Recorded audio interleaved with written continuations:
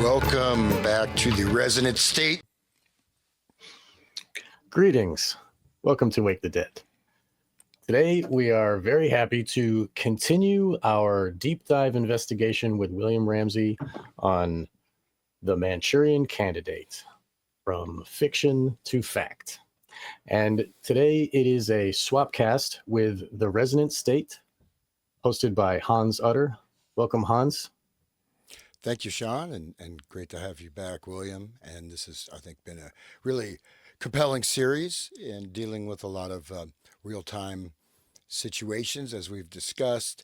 And before we dive in here, and I pass the microphone to William, just want to shout out my brother-in-law just passed away, Zubin Garg, who was one of the top singers in Northeast India. So it's a big, huge event. You got the streets are shut down. There's a lot of controversy going on about what actually happened to him, but just stay a little bit in memoriam, since I got to meet him. And and so this, even scuba diving is not this. The story keeps changing, right? So he wasn't scuba diving. He may have gotten pushed off a boat. We're not sure, but that's Zubin. And so I'll just leave that there. In 52, used to seem really old. Doesn't seem that old anymore. So he was pretty young as things go. So, all right. So go ahead, William. Yeah, sorry to hear that, man. I'm sorry for your loss. It's terrible. Likewise. Too young these days. It's terrible. Guys, thanks for having me back. Lots going on. The Manchurian Candidate is fictional, but it's becoming more fact as you watch this whole Charlie Kirk thing. The story's even more ridiculous than the JFK story. But I'm just learning more, like more pieces are coming together. I know we covered a little bit of Condon in the last show. I thought maybe we'd read that full introduction to get started, because I think it's important what he's trying to relate.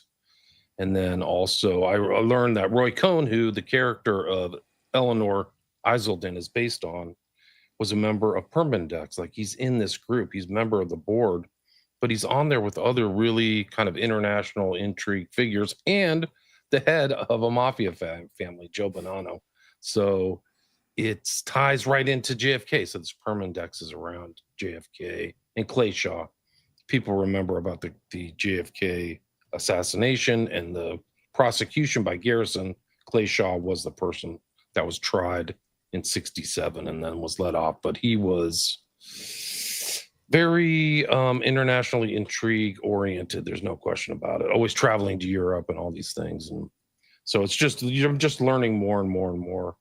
And then you have this kind of like nexus between him and Roy Cohn. There's just so many strange pictures of them together and this early stuff. I think it's another line of inquiry about this guy that some people have looked into. There was an article we pulled up in Vanity Fair, which I think had a great title: How Donald Trump and Roy Cohn's Ruthless Symbiosis Changed America. So, I mean, some of this stuff just Great isn't wording. Yeah, it really is. I mean, I guess there's more articles to read. There's, McCarthy and Cohn, for people who were using this kind of Manchurian Candidate as a reference point. This is Eleanor Iselden's husband is a representation of McCarthy. So it goes back to all the McCarthy hearings. But Cohn was just all over the place. There's a fairly young Trump. And just like all these criminals, he's just surrounded by mob people and stuff like that. So if Cohn is his mentor, that's pretty incredible. Here's a picture of these two together.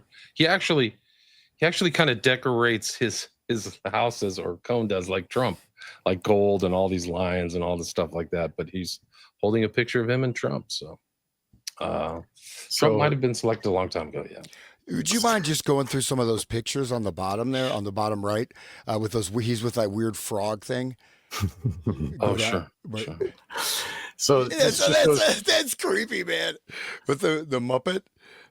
Whoa, what is that?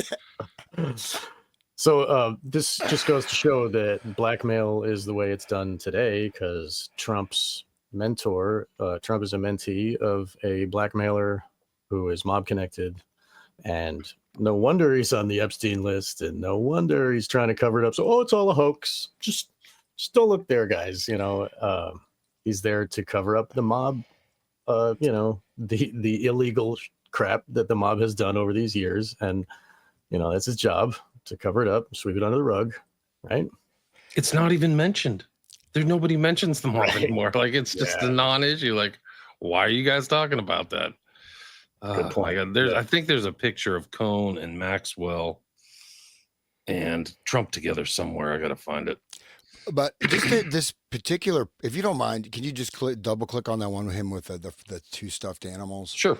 So yeah, for people that are listening, this is a very, one thing during the shows is to mention that when something comes into the media, some of these pictures are staged, right? And they're there to have some type of an impact. It may be an indirect impact, like the Charlie Kirk picture we saw, but right here we've got two stuffed animals. I can't see what's on the top of the television. It's like little mini frogs and little knick-knack type things, frog themes. This is very odd. Right? Can you click full screen on that one of those? Let's see if I can. Image, sorry. That. I don't know. Oh, why isn't that coming up on the screen? Are you seeing that? What is that? We see the array of little pictures. Okay. On my side, it's just not coming up. Hold on, let me move no this problem. on the stage. Why isn't that coming up all the way? But it kind of reminiscent of Keck, that whole Keck thing with the frog meme, Yeah. But the thing is, he's showing, if you look at the picture, he's holding a picture of him with Trump with the two puppets, right? And it's him and Trump, and there's like mirroring that aspect. So they're both puppets, right? Puppets of higher orders.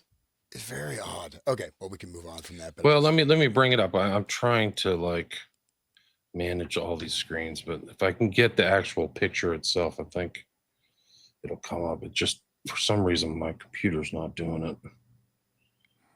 Share screen, stop, share. Okay, there we go. Oh yeah, that's great. Wow, look at all the knickknacks. They're all frogs on the TV. And there's a walrus behind. Yeah, the walrus. Whoa, that's some really. Where's the oysters? Oh, we killed them all. Yum, dude. That's a very. Wow. And that pink. What is that, lizard or something? Is that a frog wearing a pink suit, like kind of a pink tuxedo jacket? Right. That is, man. Yeah, and if the pink one is on the left, and then the right one is kind of smaller on the right, and then you look in the image, the pink one is on the left, the Roy Cohn, and then the other one, the Trump, the smaller frog, is on his right, from this perspective, or on his left, I guess. So like the two puppets mirrors the image that he's holding up right there. It's the same, so Trump is the one that's not wearing the pink. Trump is the one that likes women. Roy Cohn is the other.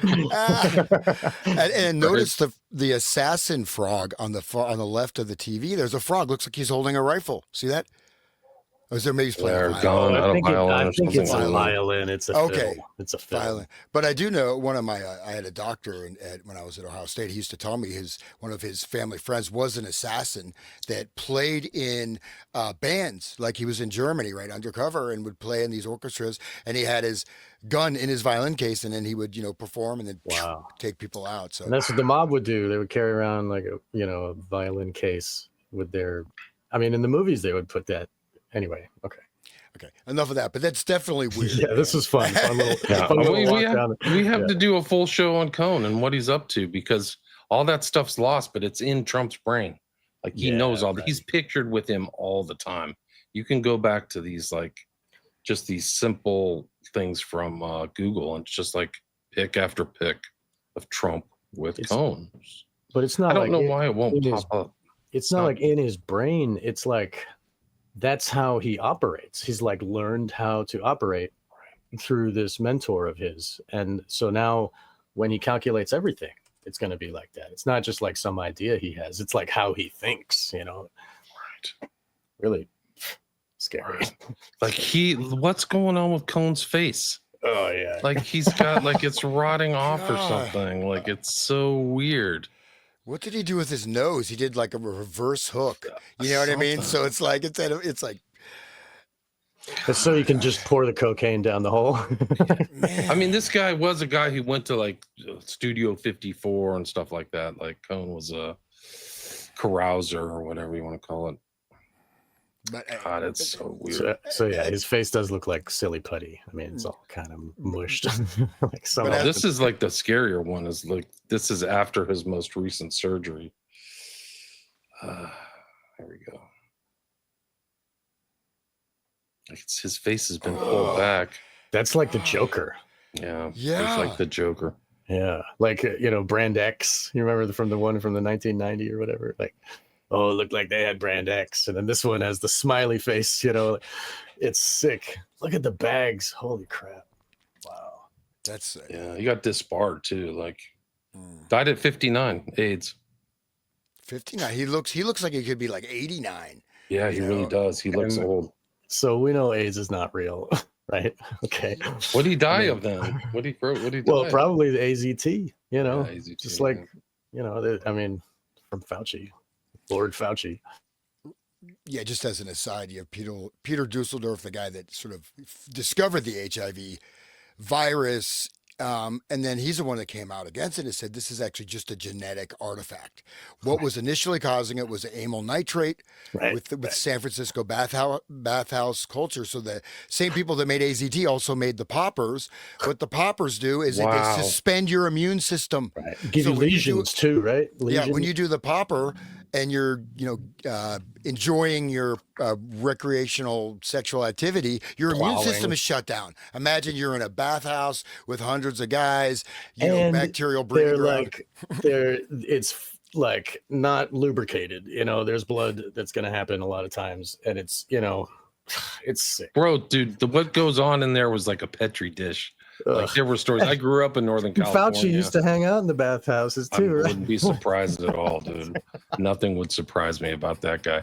But some of those dudes, they would like chalk up like 24 different dudes in a weekend. So Like they would gross. get off of work at 6 p.m. and go back to work at 6 a.m. on Monday and just spend the whole weekend in the bathhouse. So obviously, whatever they're dying from could be anything, right? Dude, and They just they say had it's they had immunodeficiency. Right. they had all kinds of diseases and stuff. It's. I mean, Anyway, but that is that was a depop program. That whole thing. The AIDS epidemic, and Fauci was saying you get it from touching a cereal box and all that crap, and everybody was afraid. And I don't know. I think that was a whole thing. We could go down a rabbit hole with that. Yeah. It just one thing like that Magic Johnson, who had AIDS, Right. the doctor Dusseldorf, of course he got shut. He was like Nobel Prize or whatever. They cut him out. He couldn't get funding to save his life. I think he may be still alive. He told Magic Johnson, "Don't take the AZT." He's still alive, man. He's fine. Yeah. He's still going. And that AZT, I mean, that would just. That was the medicine is what was killing people. Now the immune system collapse. There's other factors for that. And there's Gary Knoll was like in Africa, he would go, oh, there's AIDS epidemic. Well, let's just take all the pollution out of the water. Let's take all the sewage flowing into the water supply. Boom, suddenly AIDS is gone. Right. So this is another Right. example. So anyways, okay. It's incredible. But these two guys, Cohn was representing Trump a lot. And at the same time he's representing Trump, he's representing mobster to Anthony Salerno. He's like a notorious mobster. So, and then Salerno aids Trump in the construction of Trump Tower.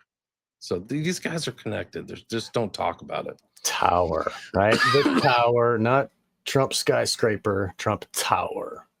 That's important because 2016 is when he gets elected, but I talk about that a lot.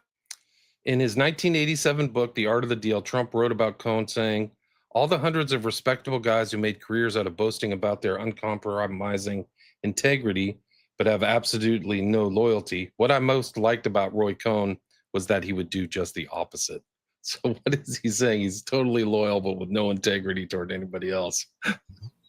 Very telling. Direct quote. Yeah, and then he got disbarred in 86. He was diagnosed with AIDS in 84, passed away 86 again. And as I think I mentioned in the pre-show, he was blackmailing Hoover. So he had access to, Cohn had access to everybody because that's how Hoover kept his FBI empire, right? They had stuff on everybody. But then he had the goods on Herbert Hoover. So, so he had this immense power apex, if you think about it. I mean, this guy probably could control everybody in the entire, or at least had access to the levers of control of the entire country, practically, the power structure. Cohn exchanged Christmas gifts with FBI Director J. Edgar Hoover, and they attended parties with their mutual friend Louis Rosenstiel, founder of liquor company Shenley Industries. Cohn referred to Donald Trump as his best friend. Cohn told journalists that Trump phoned him 15 to 20 times a day, and that Trump was the last person to speak with him before he died. So remember look at in the this. other, Oh, yeah, it keeps going. sorry, Go ahead. the other episodes we talked about how this Shaw character in Manchurian Candidate was told what to do on the phone. He was given triggers over the phone. So why is Trump calling 15 times? Does he need more information, more instructions? Is he getting instructions 15 Right. times a day? He's being handled by Cohn, maybe. Who knows? Gosh. I Well, mean, that's that the is weird. That's like really needy too. Why isn't he calling his dad? No, and that's the implication, I think, of that picture, right? That in the beginning of with those puppets, right? Those stuffed animal avatars, is that in a sense Trump is a a controlled asset, because that Controlled asset, yeah. you know Always was, yeah. Crazy. That's wild. Let me see if I can bring that up. There's just, this guy is really a show in itself. It's just, there's too many strange connections. The Permindex thing is something else. Frequent phone calls with CIA Director William Casey. Close with Craig J. Spence. That was the guy who was involved in the trafficking thing, who ended up dead in a hotel. He worked with Alan Dershowitz on the Class Von Bulow case. He's friends with William Buckley and the New York mayor. And just goes on and on. It's like we peek under the rug and we see all that dirty crap. Like, I mean, all these people, they're all connected, and it's all just this cesspool of blackmail and mobsters. Cohn attached himself to several older, powerful men who in turn provided Cohn with assistance. One of them may have been New York's Cardinal Francis Spellman, whose own alleged homosexuality had been the subject of controversy in the church.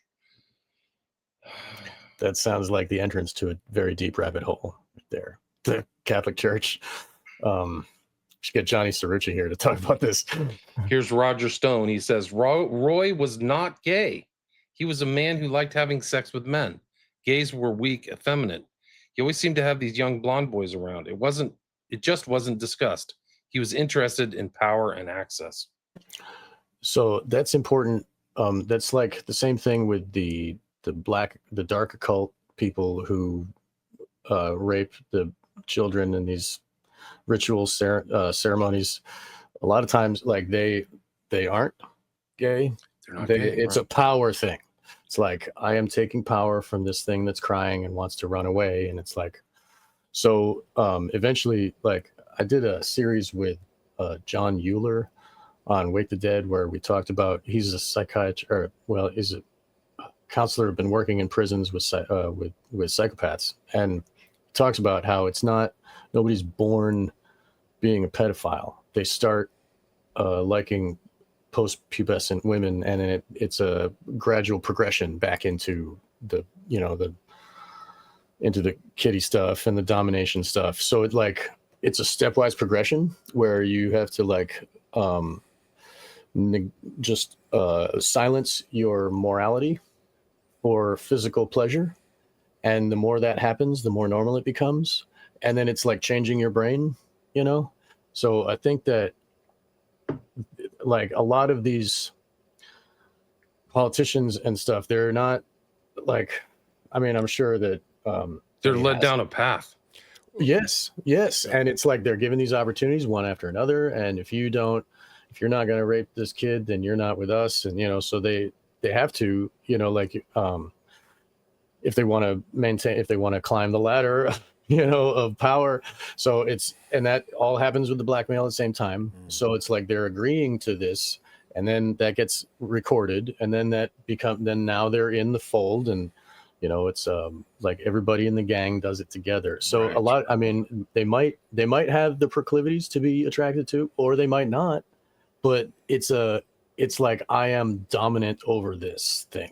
Right. It's like a ego power, I Satanism. Right? I did a show with a woman who did a lot. She was like a specialist in kind of like corporate ethos and stuff like that. I got to get it up, but get it out of the back of like my archive. But she was talking about how these business dudes would go to like whorehouses together, and it wasn't the sex was there, but it was to bind themselves together. So like we're together, we're cheating on our wives together, we're doing these not nasty things together, Look and at then the binding. So this is mob behavior or like dark group underworld behavior that they do these Skull crimes and together. And the Bones. yeah. Oh yeah. Those guys in the coffins jerking off together and peeing on Uh, each other. I mean, come yeah. on.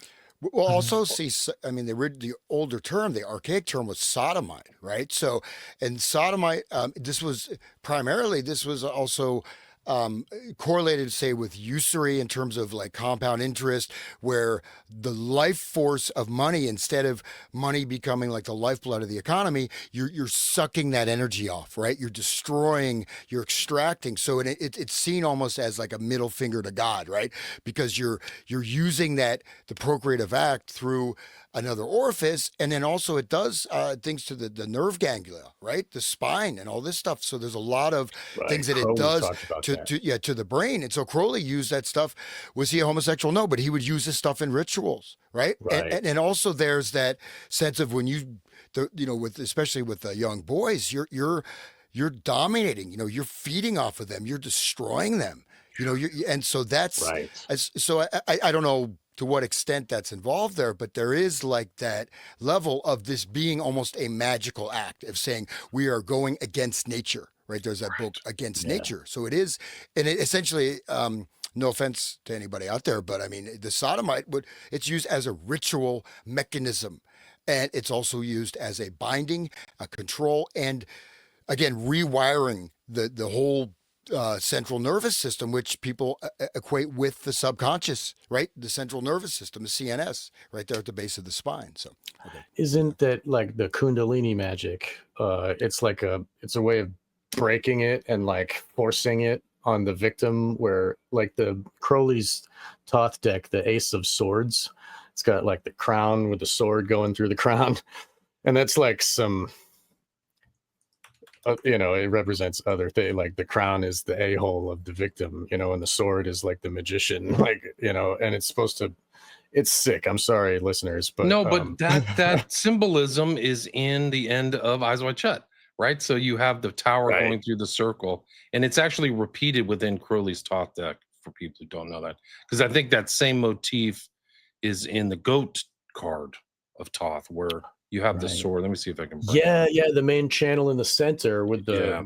the testicles and the souls in the testicles fighting to get out. It's like, Bro, you want to hear a really weird story? I was at the Wynn Casino, and there is a room on the bottom floor where they took the direct, I'm not kidding about this, I will find it and bring it up, but they took the direct color and motif of the thing going into the circle on Crowley's goat card and made like a room out of it, dude, with the same color in the background. Let's see if I can find it.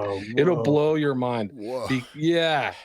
No, it's So crazy. it's like a central Let me see if I can channel, find it. Let me see which if I is can the find it. shaft of the And you see that in the toy store. It's really there's dark. Like the inclusion into the Toy Story is like an even darker, like pedophile thing, because the symbol in the background is there's the center pillar going into the circle. So you see it just like this. And if people don't know, I mean, the negative elementals are one of the most important, especially air element, right? Air element associated, and so I'm gaining control of these elementals probably through also the ritual offering of the child that's being sodomized potentially.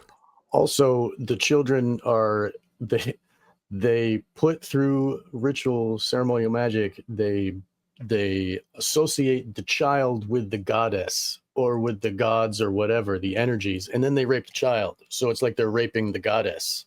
Like that happens a lot. Like the whole Hyros Gamos thing with the that is very much related. So it's not only breaking the whatever of the child victim, it's also dominating and breaking the goddess herself and like destroying the fabric of the universe type of shit. Wow. This, I mean, the Wynn Casino is a trip because the art is very odd, dude. Like, let me see if I can pull this up. But like, he has the carousel, right? This is the theme of like mind control, right? Yes, we talked about that in the first episode, the carousel. Yeah. So it's like, but there's a picture in here. I don't know if I can find it of like this thing that's like literally the top deck, but the red carpet too. Sean. Yeah, dude. Yeah, the red carpet. And that specific color of red, right? It's not just red. It's this very specific Butterflies. Look at the butterflies on there. Man. Yeah, this place is dark, dude. Like I was Dude, I was wow. creeped out. Don't walk through here. Like, Oh, man. and here's like the circles on the ceiling. Right. But there's a sequence. I don't know. It's off here where the pillar goes into one of these circles on the ceiling, I think and it is really weird. I think the main chamber in the that London Magic House, what is it called? Magic Circle. I think they got a main pillar in their center room too. I don't think it doesn't have the red. I think it's like blue or whatever. These But those butterflies. guys, Wow. Oh my gosh. Yeah, no, the Wynn is a trip, guys. It's dark.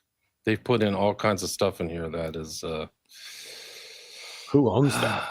Do you know?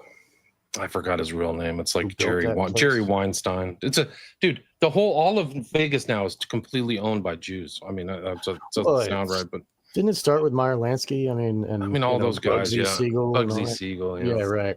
But that's where that big financer of Trump again, that woman Adelson, her husband owned the Venetian, so that's how she started off in gambling, Right. and then it just got worse and worse. And they got all that money from the vices of us going and just giving our money to these casinos. It's like they're feeding off of us. It's like, look at this lobby bar. Can you see that picture? I wish I could bring it in, but it's like it a looks tree like holding up something. That's a naked. figure. It's a person tree. The trunk is a person. Yeah, It looks like. I wish I could. And just, gambling, of course, we have to see the change in our culture, right? I mean, if you look at the change, like say marriage, you look at nuclear family, the massive breakdown, but gambling, since it goes for thousands of years, has been known as one of the worst addictive vices that exists, right? And you can gamble everywhere, right? I'm watching Netflix, and they have all these sports gambling and this and that, but gambling, I mean, people, they go, you've seen it, right? You go there and they're just zombies at the slot machines, man. And it's normalized, and in fact, it's almost hard to escape gambling now. It's everywhere. Dopamine. It's everywhere. Dopamine, like getting that fix every time. It's just like a heroin junkie, same thing. Their brains are stuck on it. Yeah. Bro, it's really dark. And these places, if you go into these casinos, they deliberately made them non-square, so you basically are lost in like a labyrinth. I don't know. Yeah, like a weird like labyrinth. Spatially, like I walked into the Venetian, I'm like, I don't even know what north and south is now. Like I've walked around for like 10 minutes. I don't even know how to get out of here. It's really that bad. It's deliberate. Don't they put like something in the air, like a smell, and then they give you like free alcohol too? Yeah, you get free alcohol as long as you're gambling. Yeah, I did when I had my old radio show number 4 or 5 years ago. So I had someone talking about how even the carpet patterns, the lighting, these are all designed with very specific literally psychoactive properties, right? And then with the scent, with this stuff, creating this disorientation, and it's very, very, very well researched. Okay, so it creates a spatial temporal distortion, dissociative patterning. So every aspect of this has gone through the most advanced, calculations and studies and expertise. So it's very important to realize, like you go in there, you are being disoriented. You're being put into sort of an Alice in the Wonderland. You're going through the looking glass. The only time I've ever been to a casino is when I went to go see Bob Dylan live. Bob Dylan plays casinos now. It's like, wow. Where in Ohio? No, it was like Rhode Island, I think, or it was Connecticut. I think it was Connecticut. But those places like the Fear and Loathing, Terry Gilliam knew all about like the visual effect of the casino and what it does, and with his wide angle lens, he was really helped to disorient us, who apparently most of us were teenagers on drugs watching it. You know what I mean? So it's this loop of like fun. I love Terry Gilliam anyway. Vegas is a dark place, dude. It's really Yes. dark. There's like things there that are not good, and all the tourism is going down. Like nobody wants to go there anymore. They have really cheap deals now, but if people are at the Wind, find this room. It's there. Like take a picture of it. I'll see if I can find the color of the Spelled Crowley deck. Yeah. WYNN. Yeah. Okay, thank you. So somehow we ended up back on Crowley again. What the hell, man? It all goes back. Well, these guys, how much of these guys don't know Crowley? Like, don't you think they all know something, or they're adjacent or people? Like, I haven't seen somebody in the elite who didn't have some kind of like, shaman or occult teacher or something like that. A Crowley type person would fill that role. Right. Crowley helped build the language for them. Their magical, that 777 book, it put all the associations of everything. It's, anyway. This is what the Crowley card looks like. Let me see if I can get this. Oh, and the room that I'm talking about at the Wind emulates that kind of. Do you see that kind of pink red in the background? Yeah. It has that pink color to it. And then it has the motif of the kind of phallus going into the circle, or that's lingam yoni, or whatever you want to call it. Does it? I don't know if it looks like a yoni to me. I don't know. Hey, by the way, I'm just saying it's probably a chocolate starfish. But the if you look at the testicles, so this is basic. It's built as we're looking at the shaft and testicles of genitalia, because it's the Scorpio energy and the. This is the devil card. He's a smiling. All corresponds, right? Like all these correspondences and overlapping concepts and stuff. And you see on the left one is the females, and there's a very small female. They're praying to get out, please let us be born, right? And then the right one, this is the only card where the devil exists. He is there in the right testicle, pushing down the other males, climbing up to the top, saying, I'm the one gonna get born. Yeah. And these are very similar to his name just escaped me. The big high-powered Democratic fund guy who had, fundraiser, who had all these sculptures, right, based on Jeffrey Dahmer's victims and stuff like that. Oh, right, the two brothers, right? Yeah. Podesta brothers, right? Podesta brothers. Yeah. So there's similar stuff to the those displays in the Podesta household, and there you go. I mean, it overlaps, man. These elite guys are sick. They're sick. And it's if that isn't, if this is the construction of a homunculus, that's what they were doing. Is Crowley was trying to make a homunculus that had no soul in it, so that he could put whatever he wants in the thing to animate it with whatever he chose, right? So this is what that horned devil in the right one is going to be born into a homunculus. That's not a yoni up there. That's, anyway, I think that's depicting. And that's why the goat is smiling, and the goat's third eye is awake. Third eye. Right. It's got what's the this laurel, thing? It's grapes, I think. Oh, that right there, that's the Egyptian, the Ka or the Ba. That's the eternal soul with the wings. Yeah, with the wings, Wow. And one interesting tie-in is the homunculus, cybernetics, God and Gollum, Norbert Wiener, right? The material scientist, he's talking about. That's a very interesting book, because there's a lot that's sort of there's different levels. It's part of it's written for an elite level, right? And it's also written as, but God and Gollum, right? And in a sense, the homunculus becomes a society, the social order. When you have this hypnotic trance, right? In a sense, you can fill the mass mind with these types of encoded control signals. And then the elite that are in charge of the signal that's going out to the golem, creating the golem, they become the gods of the people that, you know what I mean? It's the whole, if we are the ones listening to the TV, then we are golem to them. You know what I mean? We go to our job and we vote and we do all that, mindless, slavery. crazy. Yeah. Sorry, guys. Cone. No, he's an Wah, important part. wah. That goes back to the very beginning. And then Cone's clients, including Bill Bonanno, son of Joseph Bonanno, credit him with having compromising photographs of former FBI Director J. Edgar Hoover.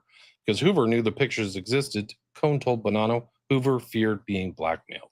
So they're friends. He's got compromising things. And then if we get into these Estabrooks thing, who's the number one person that Estabrooks is talking to? Hoover. So it all rolls over together. It all So that's into those. reality, into fact. So this document that we saw in part 3 from G.H. Estabrooks, George Hoban Estabrooks, was that was directed to the FBI. That was like sent to them. It was an FOIA that came out of Black Vault. The 500-page document is Yeah. from Black Vault, but it was a list of all the correspondence from Estabrooks to the FBI. Yeah, Right. So, do you want to shift gears into that? Or do you I want think to so. I We're think so. going to Let's, do the Operation Mind Control intro. yeah, let's do this. Right, let's do- yeah, I'll thank you. read this, and you guys can comment. I think it's important because it kind of bookends or also shows that the Manchurian Candidate was a lot of factual information, and that Condon was not some kind of like amateur. Like he was. They asked him to do the intro for this. Like there's the two. Like I think I mentioned last time, the two most famous books are Marx's book, Search for the Manchurian Candidate, and then Operation Mind Control. Like what they compiled too before the internet is astonishing. Like they keyed in to the importance of this topic, but the fact that he was writing the Manchurian Candidate is something. And it's also interesting too. The book is dedicated to Ellsberg, right, who leaked the Pentagon Papers. Prudy, who was kind of like a whistleblower for the JFK assassination, wrote The Secret Team, and he's like supposed to be Mr. X in JFK. Like that's the template that they used was L. Fletcher Prudy, for people who don't know. Victor Marchetti is interesting because he wrote the Cult of Intelligence. So Dulles, who starts MK Ultra, writes The Craft of Intelligence and publishes it right before the JFK assassination. And then Victor Marchetti, for some reason, he's not one of the CIA kind of whistleblowers who had to leave the country. There was a couple other ones whose names I can't remember, but him and Stockwell were bitching about the CIA, but for some reason the CIA didn't seem to go after him. But there was another guy who started, I can't remember his name offhand, but he had to flee to Cuba. Then John Marks and George O'Toole. I don't even know who George O'Toole is, but Was Fletcher Prouty the guy that wrote War is a Racket? no, See, that is Okay, I'm confusing him. no, War is a Racket is from the 30s. Prudy is Right. more of like a 60s guy. That's Smedley Right, Butler. right. Smedley Butler, right. Oh, they're good. Okay, Good okay. memory. Thank you. Yeah.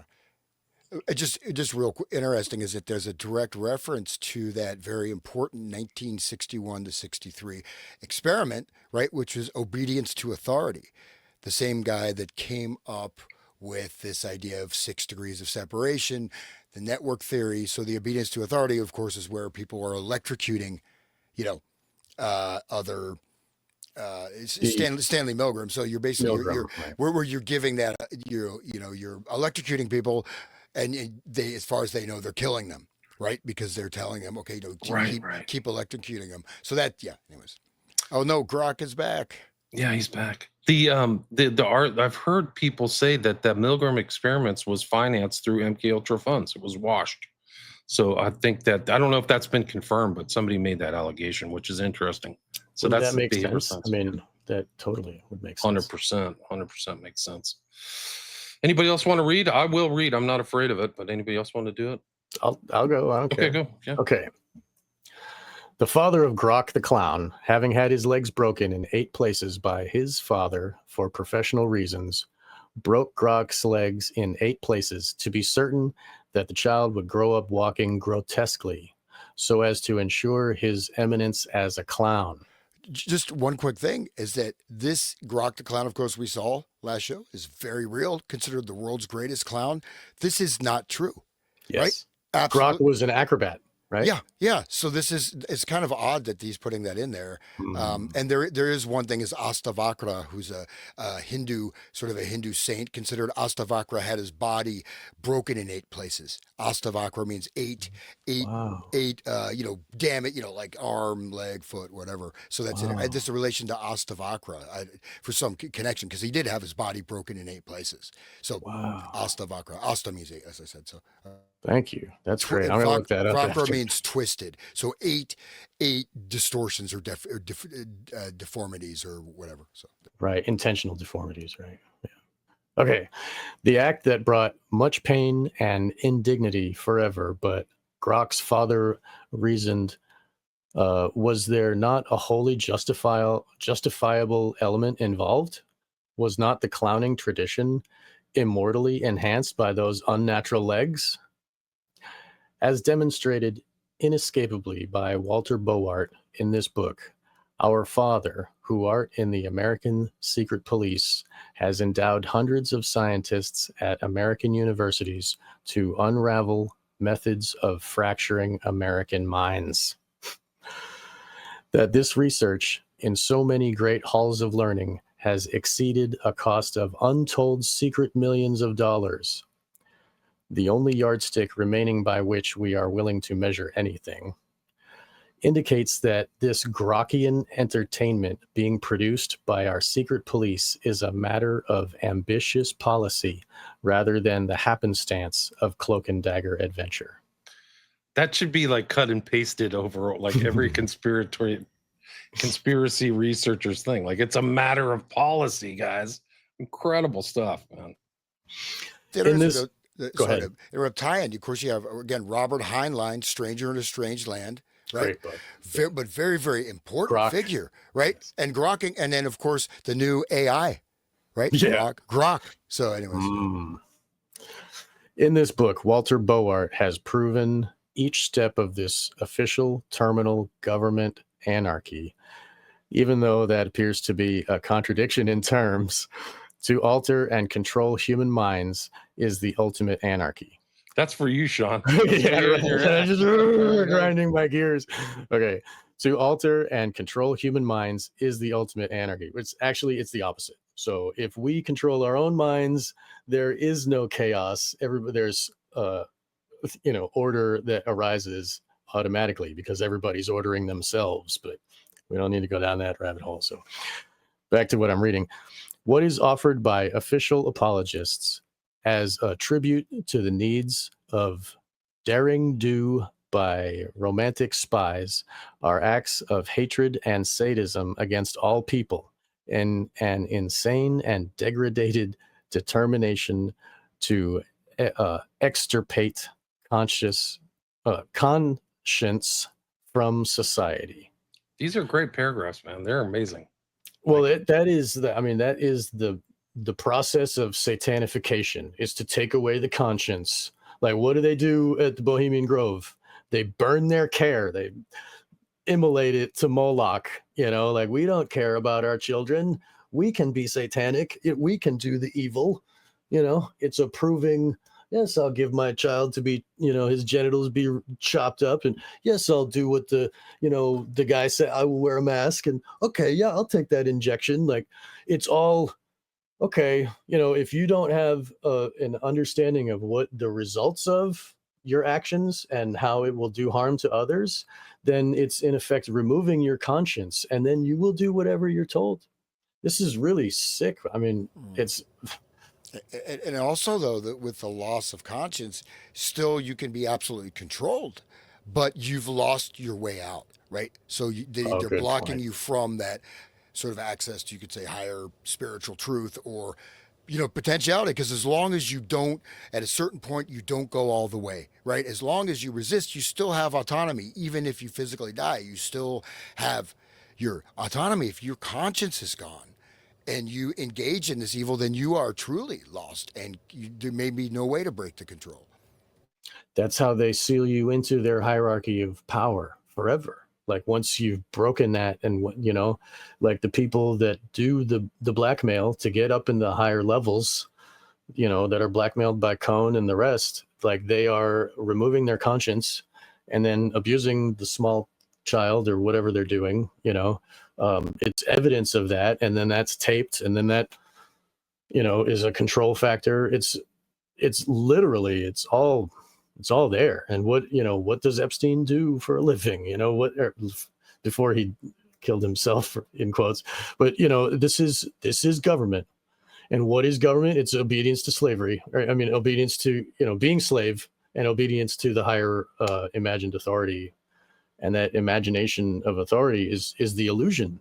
Is this the whole structure of all the the sacred orders and the stupid oaths and stuff? That's all just putting you under the illusion that this is a real thing, and I have to be I have to do what it says. Or, it's like, really sad. It's the loss of humanity. Go ahead.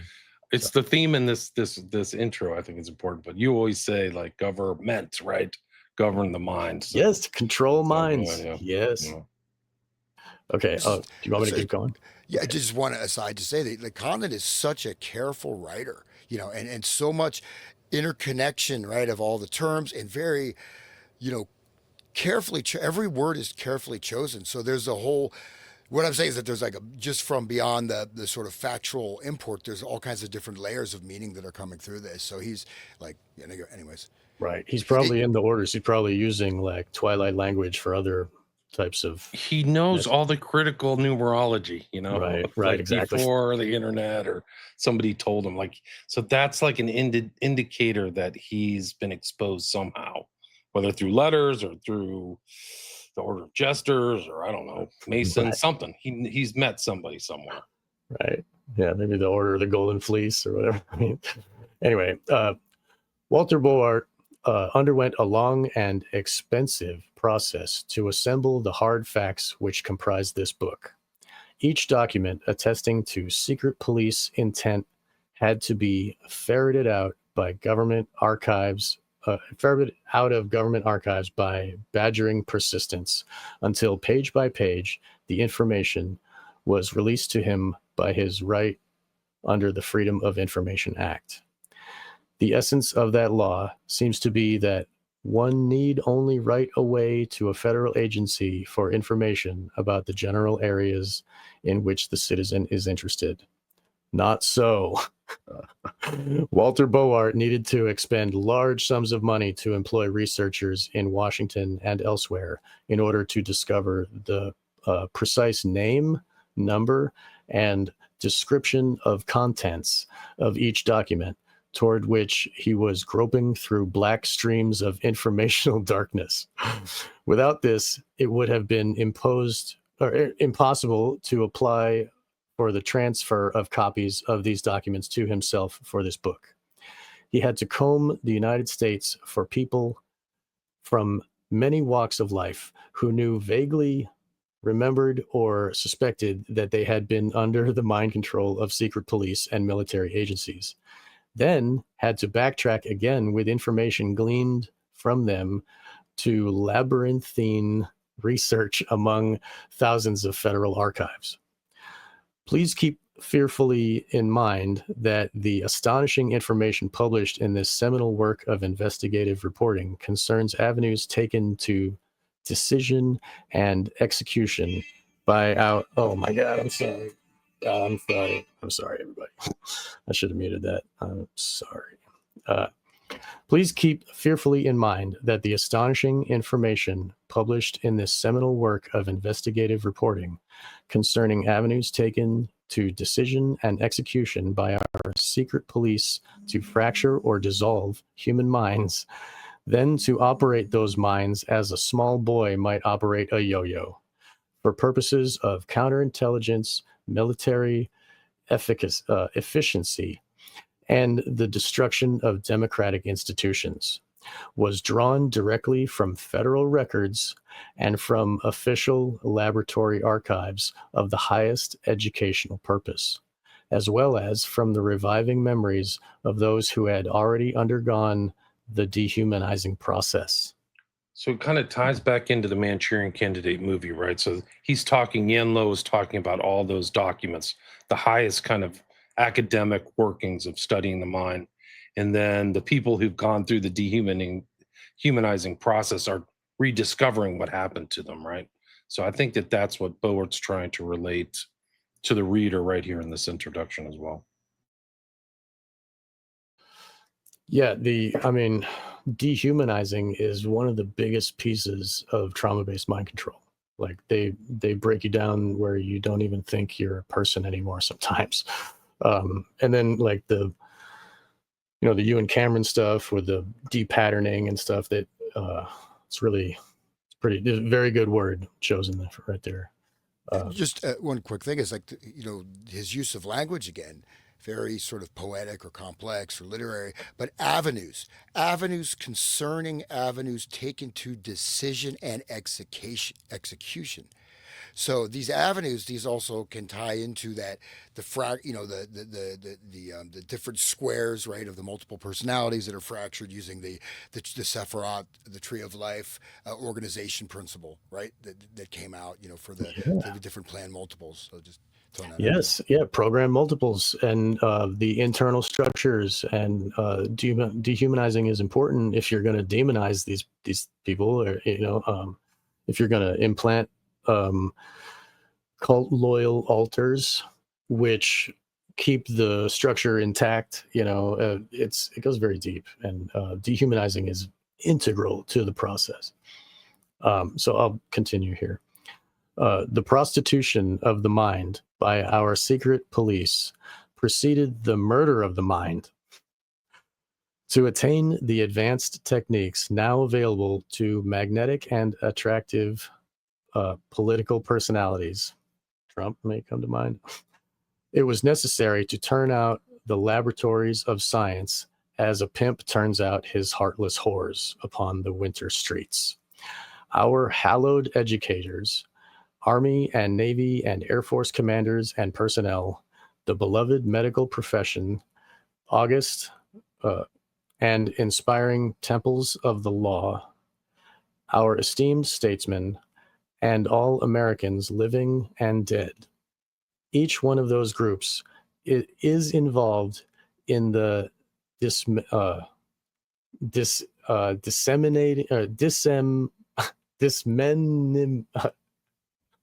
sorry guys, Is that word membering. Dismembering. I don't even know what that word is. It's I spelled think it's wrong. the typo.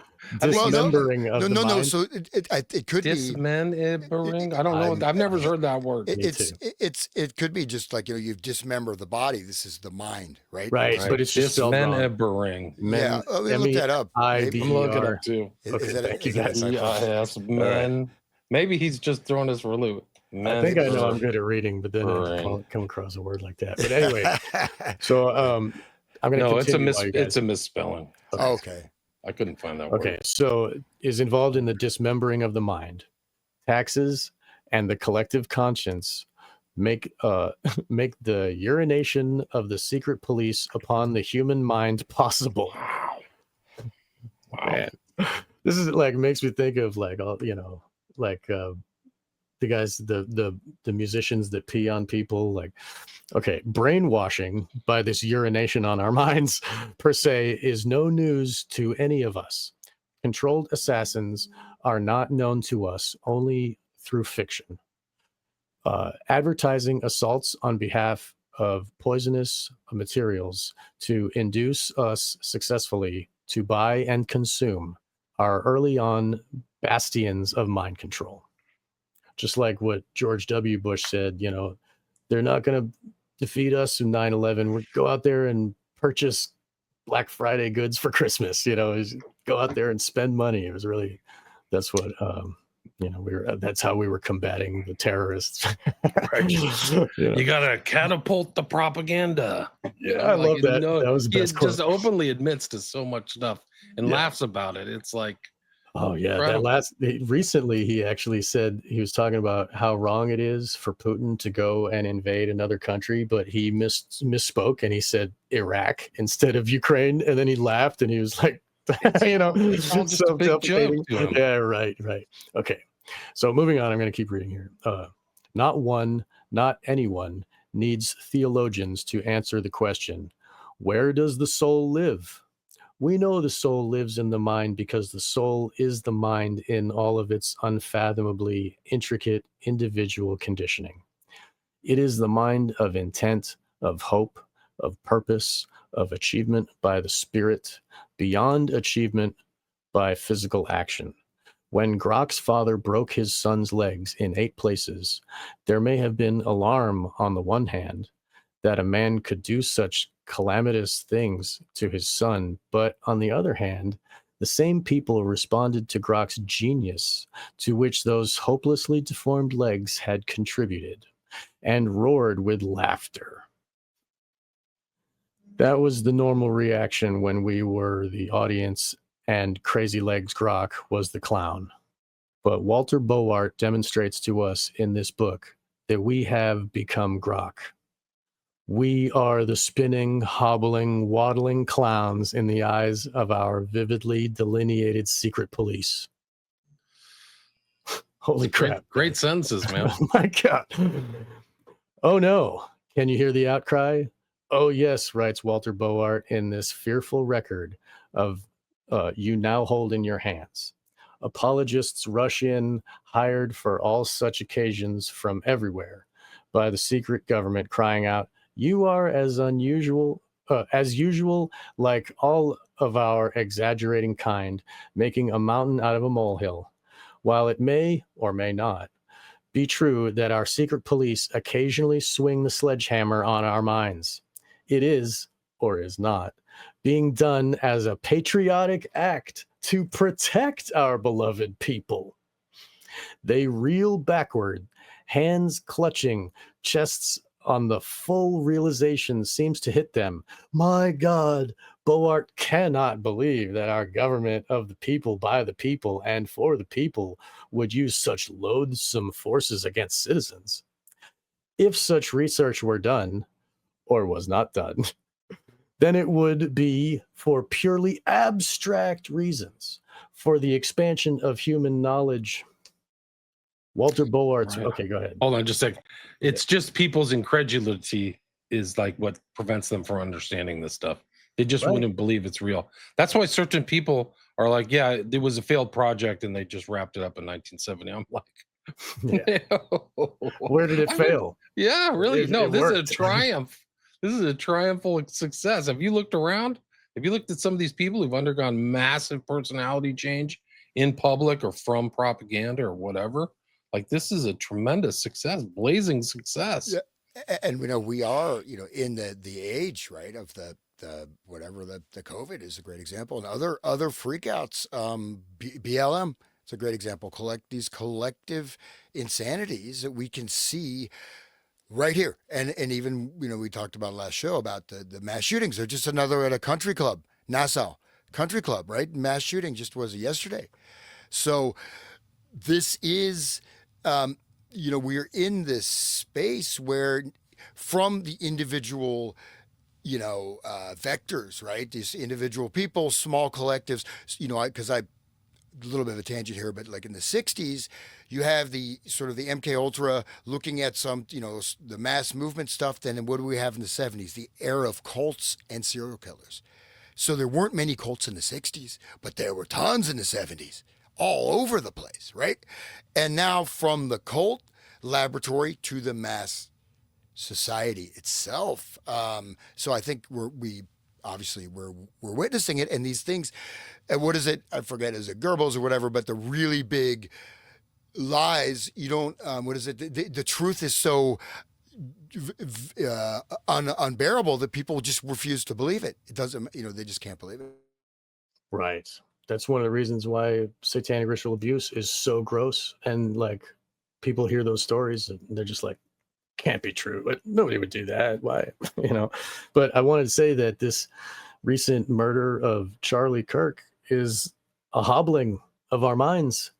And now people that love free speech are all saying, no more free speech. Yeah, get them, and the whole BLM thing kind of hobbled us into, now we want Trump to go in there and clean up Chicago. And the whole hobbling of Germany with Weimar and the debaucherous, what all of a sudden everybody, oh, we need Hitler. And so it's this like learned helplessness and breaking of our will and thinking that we need someone else to come and fix it. Like that causes us to vote. It's like more like, oh, all I can do is go in the streets and yell. And remember the Occupy movement, everybody really loved that in the beginning. Then it went on and on and on, and then months and months later, the cops go and clean up the streets, and nobody cares. They're like, yeah, we're glad, get them out of here, we're sick of those assholes. Excuse my language, but this is how it's done. They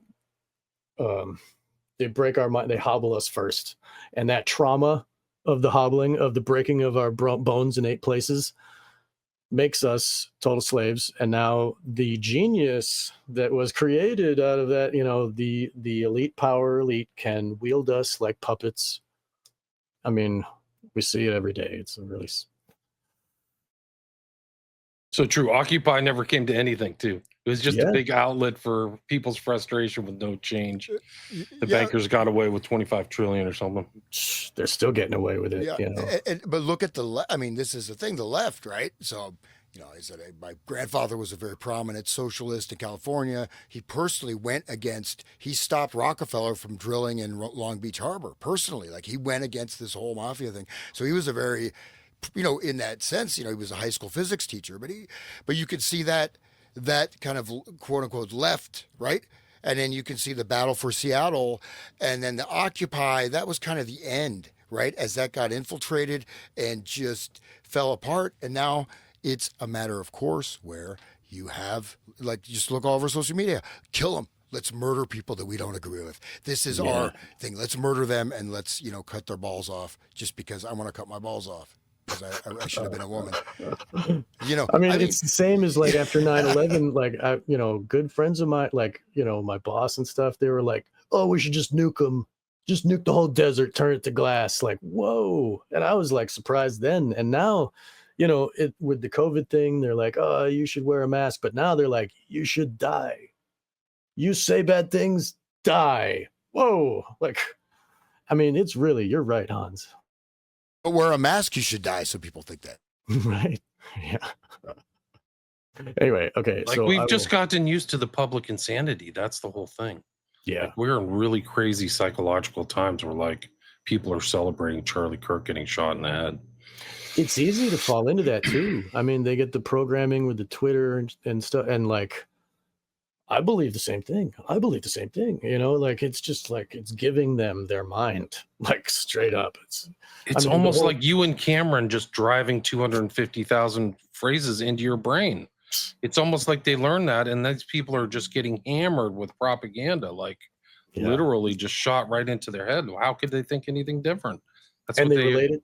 Yeah. They related to the dopamine fix too. So like, you must see Twitter. I need Twitter because you're addicted to it. Like Facebook, and then you Instagram, Facebook, TikTok, all of them. Yeah. Wow. Yeah. And then you look at Nepal government like said, okay, no more YouTube, Facebook, Instagram, all those X, no more.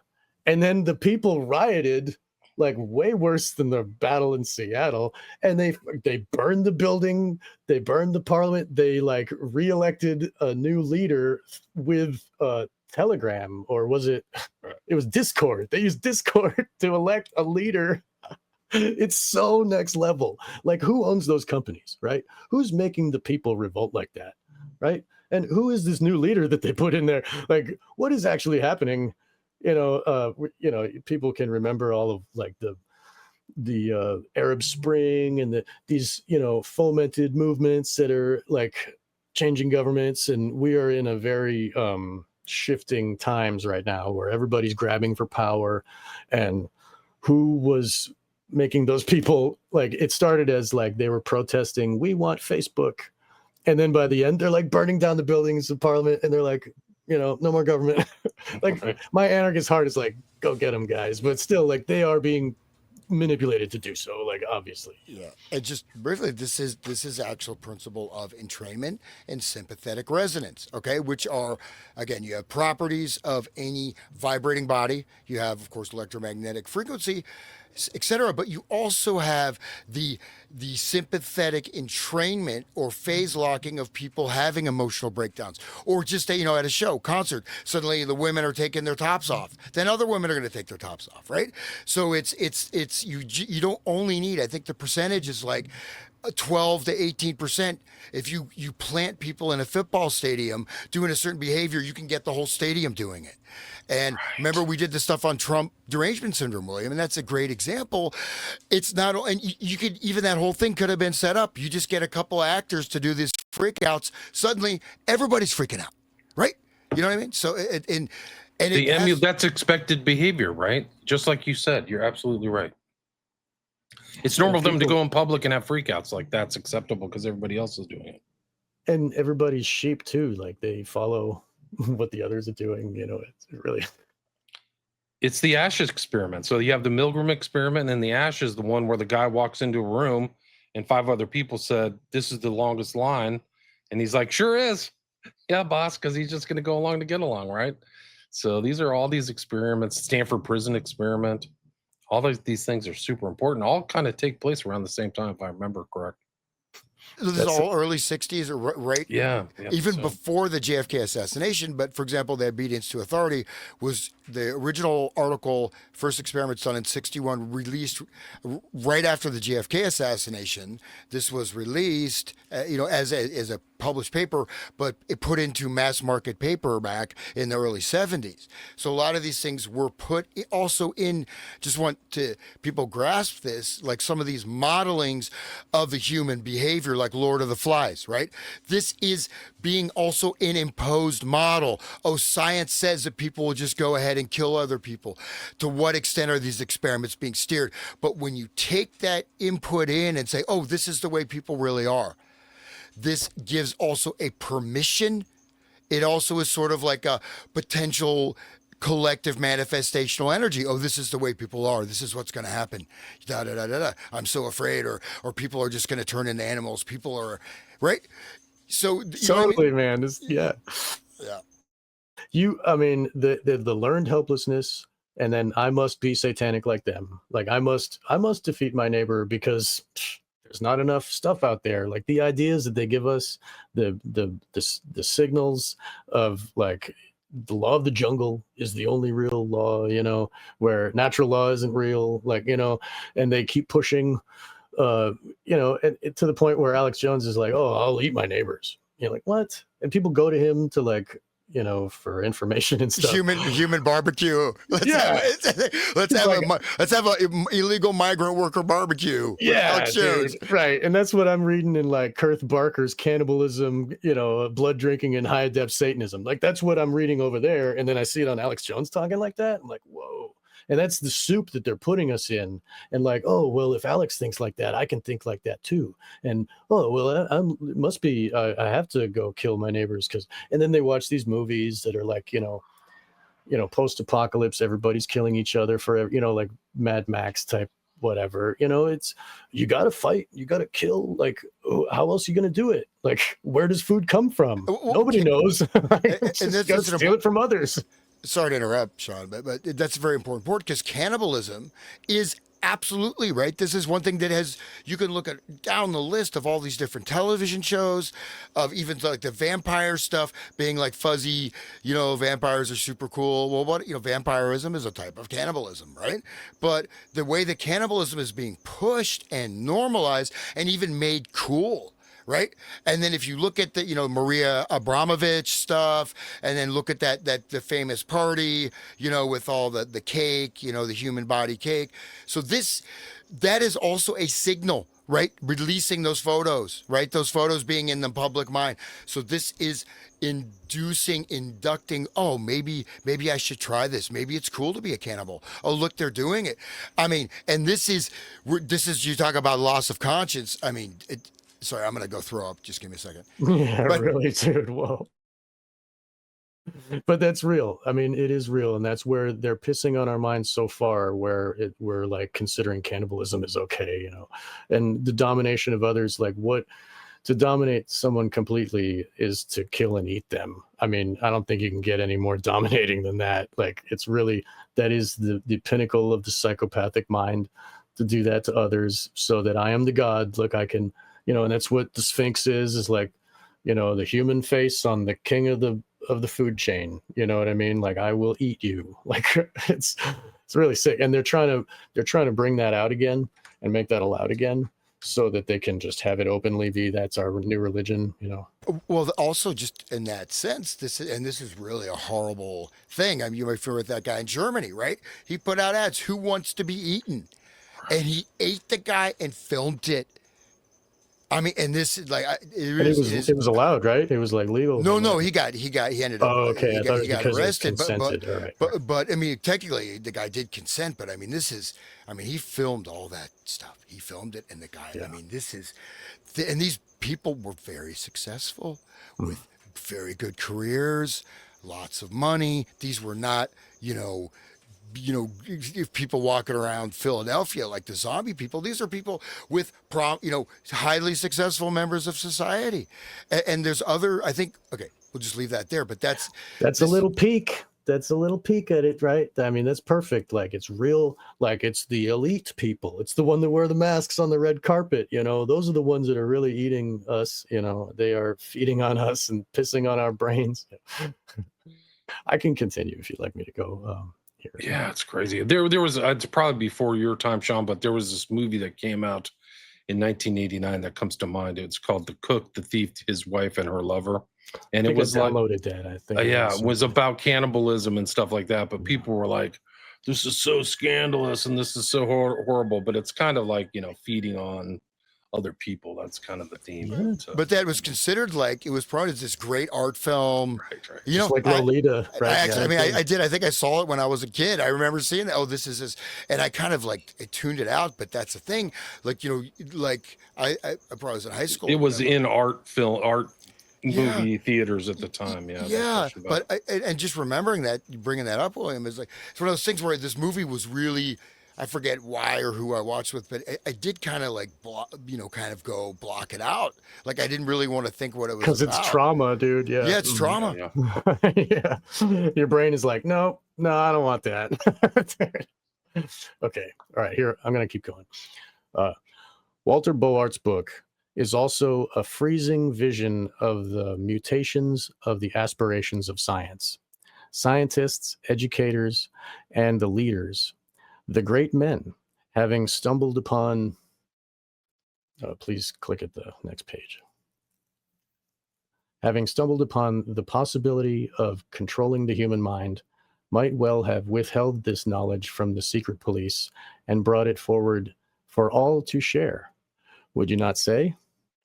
If the means are at hand actually to enter and control the mind, not through the far-off smoke signals of psychiatry and psychoanalysis, can we conceive of what might be found in terms of medical triumphs, the conquests of pain and of group hatreds, and mental energy released by unraveling the Gordian knots of mental perplexity to make one straight laser line that might then pierce the doubts and fears which beset each one of us?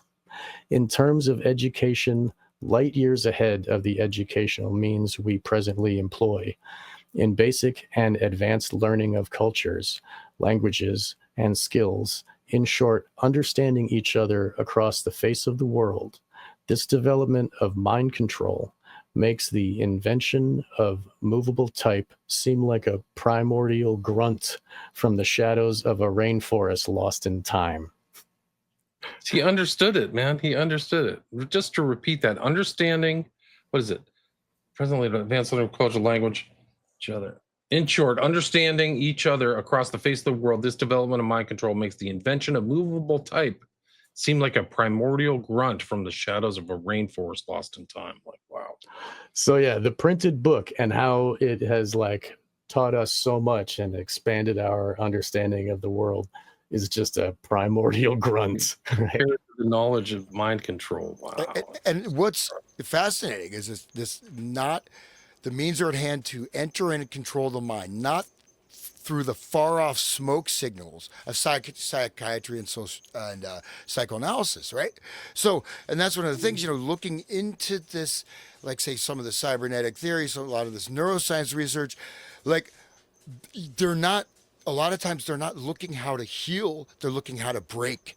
But the application of this, like the whole self-help movement, which also came about in the 70s as part of the group collective conditioning, was beginning with the JFK mass trauma to the Altamont, end of the peace and love flower power era, then moving from lots of cults to the me first, Wayne Dyer, what is it, the ECT, all these different types of, self-help, me generation, da da da. All this stuff just misdirected. The power of now is like the power of my, it's power of BS. It's the power of bullshit. Yeah. You're not going to get anything out of this crap. Sorry. It may sound good on a page. You may get a little bit of a state of mind, right? You may go through some of these techniques. Oh, I feel better. It's not going to be lasting because these are deliberate cul-de-sacs, right? They're deliberate cul-de-sacs. And so the actual knowledge, which may not even be that complex, is hidden, right? It's occulted. It's mysterious but it's used. It's very easy to mislead with a small little 2%, 1%, even half a percentage of disinformation can warp an entire transmission and make everything else poisonous. Wow. That's holy crap. And they own the TVs and the radios and all that. Anyway, and we, Hans, you and I did a show, performance, and they had, you're talking about Altamont, and we kind of related that to Altamont. And the Mick Jagger was singing, or he was talking about Hazi Basan, like the assassins and the leader. What's his name? Hassan El Saab or something. Hassani Saba. Hassani Saba. Ismaili, the Ismaili Right. sect of Shia Islam. Yeah. And he was like the first real mind control artist, and that's like their hero. He can make people jump to their death, and even in like today's movies, they got Mad Max. I mentioned earlier, the new Mad Max movies has this guy that says, hey, everybody, all his soldiers, they all get ready to jump. And he's like, you, and the guy's like, yay. And he jumps to his death. And then he's like, see the power I have? You can't fight me because I have this, all these people under my control. It's like total proof. Yeah, wow. Well, that was another thing that actually happened in real world. I can't remember which emperor it was. I think it was Augustus, to he did it for kicks. He would have people on the cliffs of Capri and he'd just tell them to jump and they jump.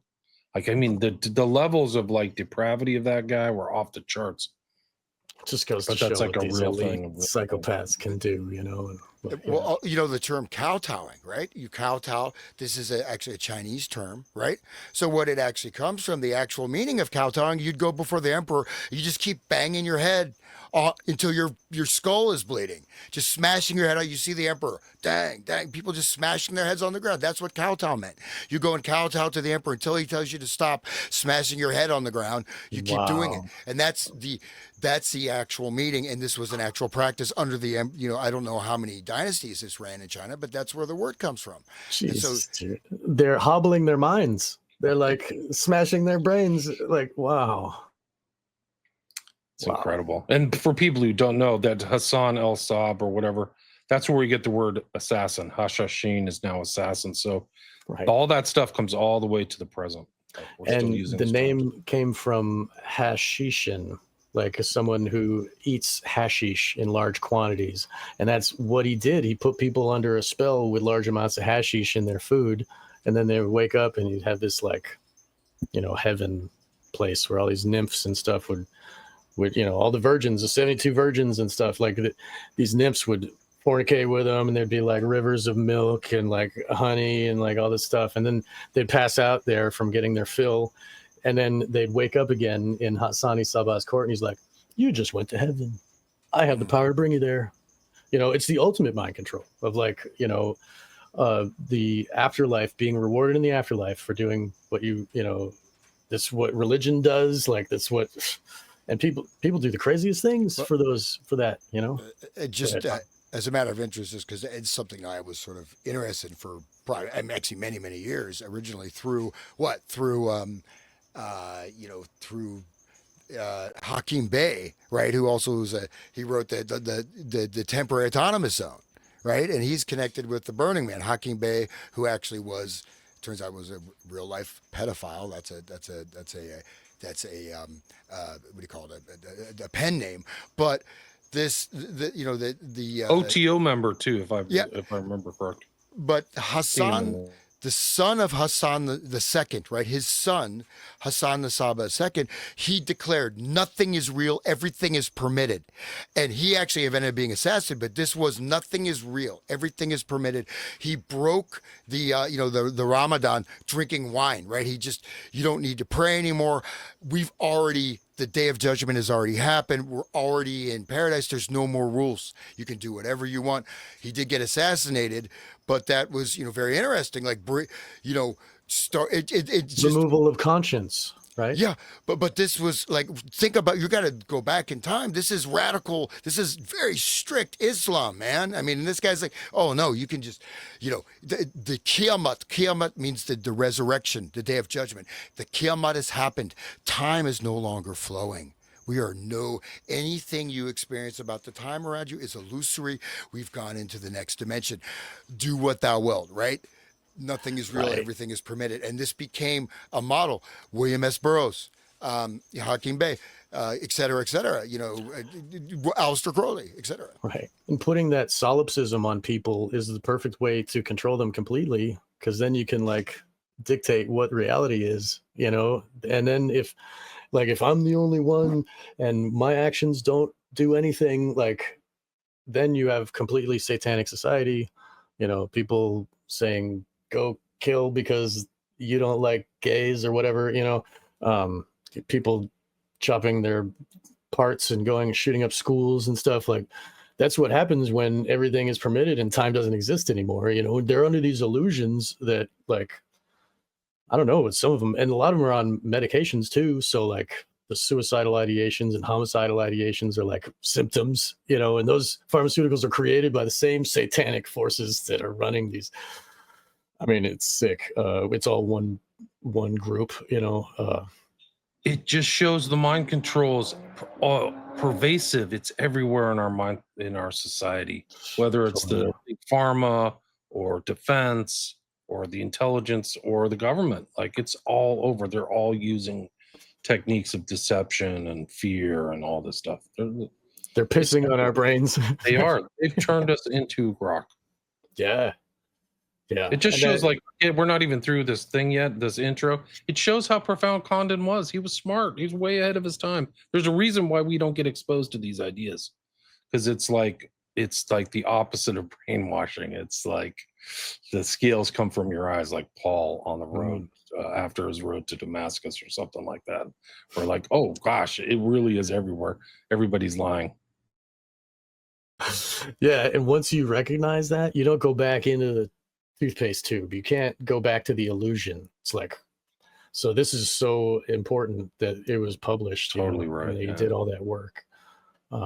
Just one point though, he does say be fearfully aware. I think this is a very important thing to watch out for because the level, as the body's biological response mechanism, just like stress, right? If you're in stress, your higher thought processes, it's going to just pull, you don't need higher processes if you're being chased by a tribe of cannibalistic monkey, monkey, whatever, people.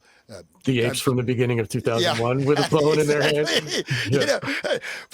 So the fear with the thing is the fear for what is not correct by creating this installation of fear as the basis of the whole social. This is another fulcrum or lever of control, right? So to be aware of it, but not I think it's okay. Just throwing that out there because I don't want people to Very well freak said. out. That fear is what drives it, as opposed to love. Like real authority is I love my mom and dad, so I'll do what they want.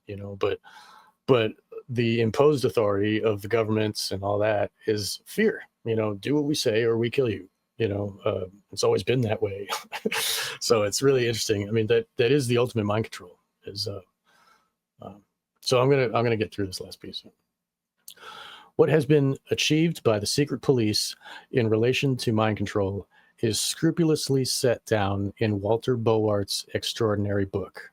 The question the book puts is this: do you wish this immeasurably important technique to remain as a weapon to be used against you and your children by what Bowart calls the cryptocracy?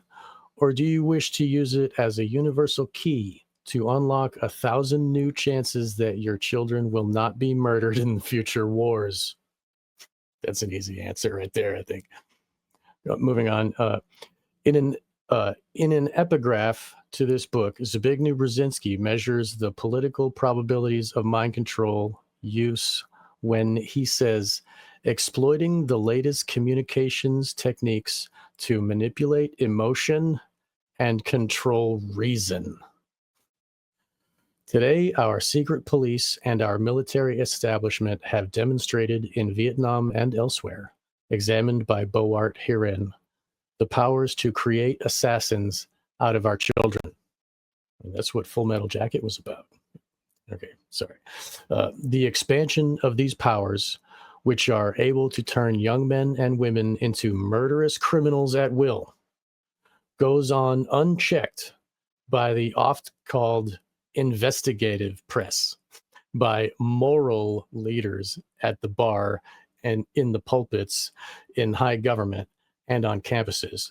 Yet the people they call the public have long suspected that it has become government policy to control minds. It's like what William said earlier, government means control mind. So it only makes sense, obviously. These people are finally getting it. So if there is general information abroad on this subject, then consider that which must be at the disposal 01 congressional. I think it's supposed to be of, but okay, yeah, another typo. At the disposal of congressional investigating committees as they bugle their determination to control the powers of darkness within our secret police.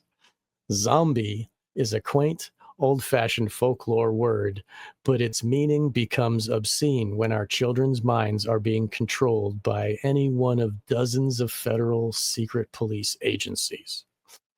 And a zombie is a golem walking without a will of its own, doing the will of the controller. Okay, getting back to it. Have government agencies perfected methods sustained by the taxpayers to control the minds of the people who shot the Kennedys, Martin Luther King, and Orlando Letelier, the former Chilean economist and diplomat? Were the assassins programmed to forget they did it, or were they programmed to do it? We may never know, for they stand bewildered, idiotically grinning for the cameras. Have the technicians developed a model giant economy-sized government assassin which can easily be turned out by the thousands? good question. Probably, right?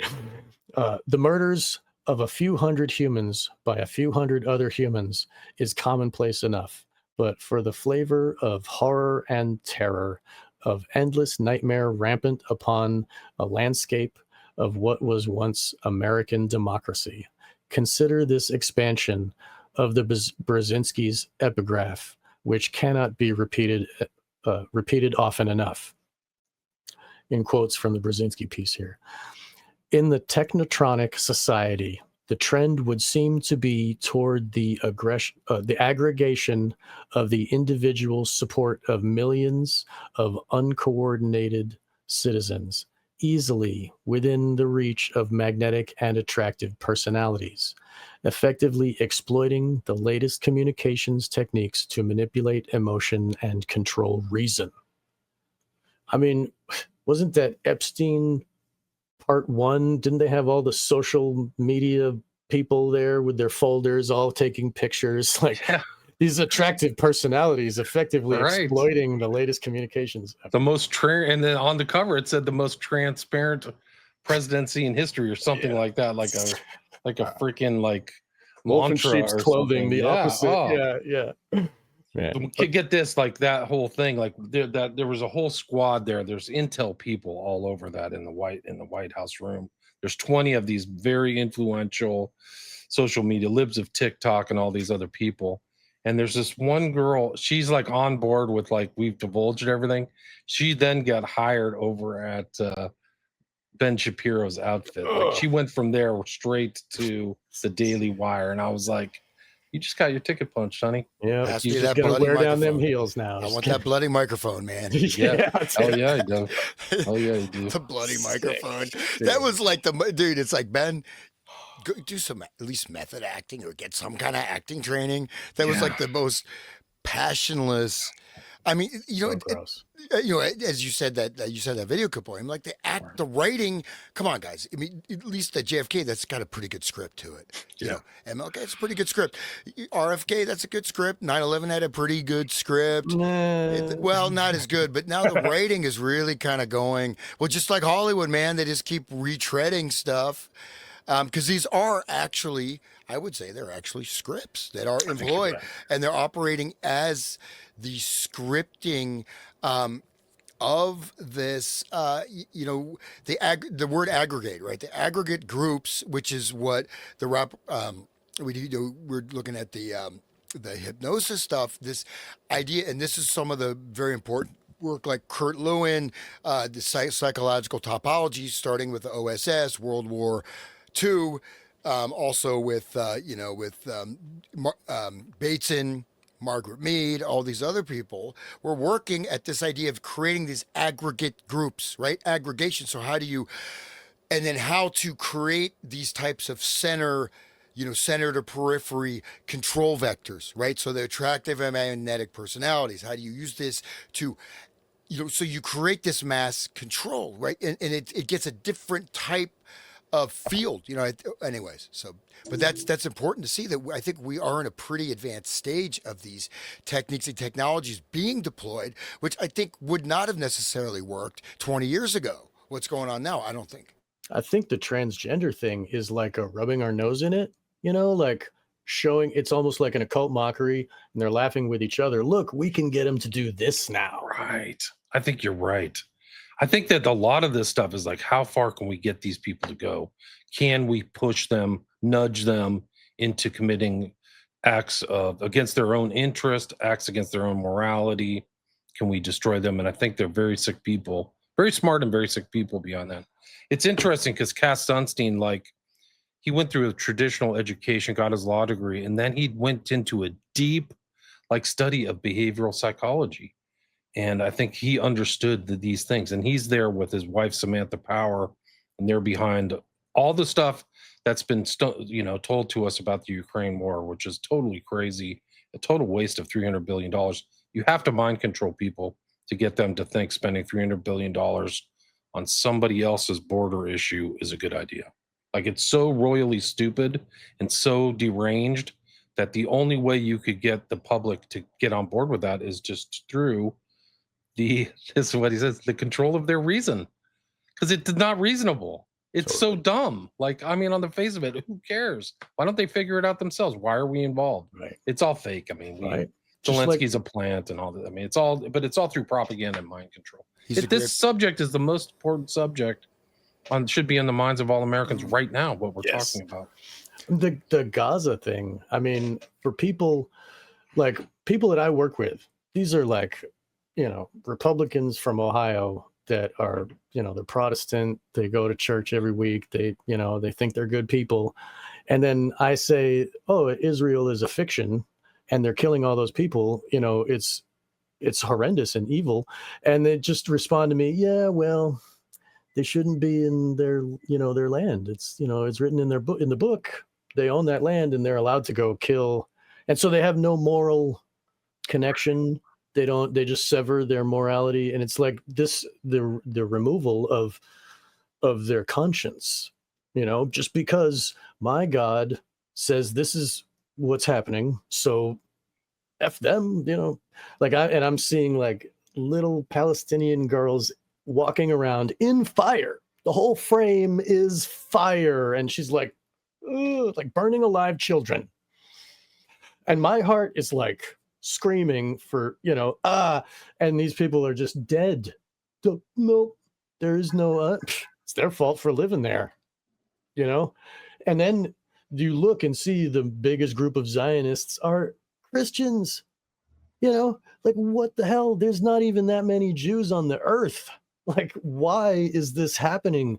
And the whole world is like, yeah, okay, whatever, just kill them. I don't mind, starve them.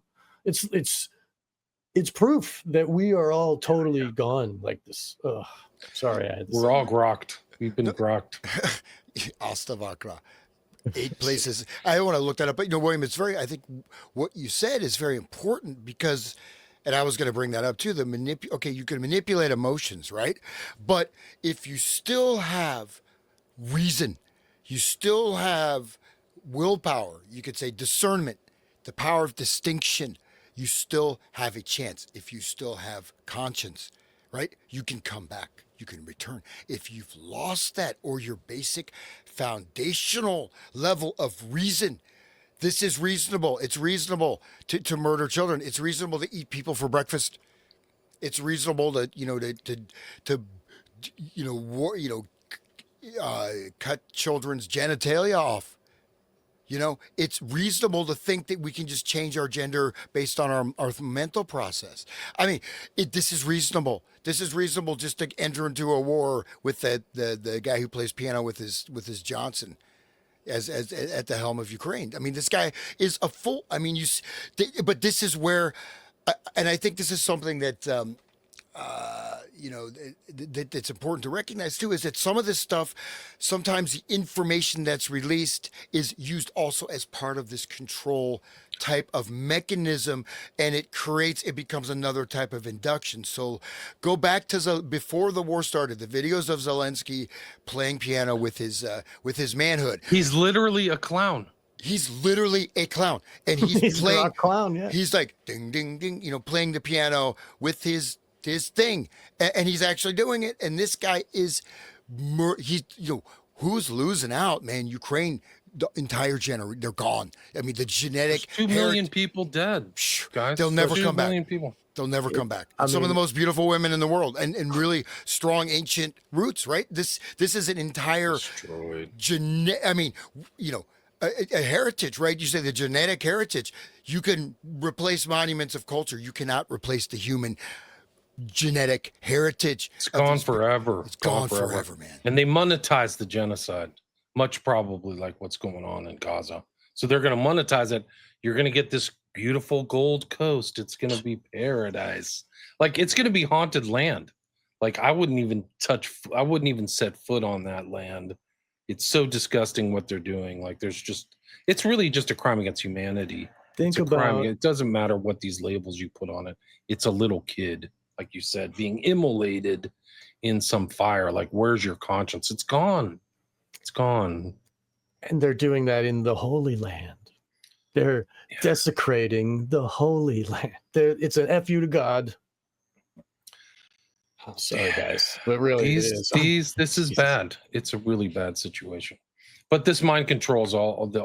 Let's try to finish this one up, and then I'd like to just kind of put this intro into context to the film, because there's themes in here that relate to stuff we talked about with Manchurian Candidate. And William, we're going to let you talk because we're both kind of we're like steamrolling over great. you. No, it's all, I love this, man. This is great stuff, because it's the riffs is how you see things in context. You know what I mean? Like, you want to contextualize this information. I think there's really a reason why this is never talked about. Walter Bowart's book's very important, and so is Condon. Like, it should be in the, and it is. It actually is. Like, I'll play a couple videos. Like, people are starting to talk more about the Manchurian Candidate and reverence it because of our talks, at least partially. So there's like Tucker Carlson is starting to ask questions about hypnosis now and have guests on about hypnosis. And it's interesting to watch. He's watching our show, man. Oh, he's getting information somewhere. It's in the zeitgeist now.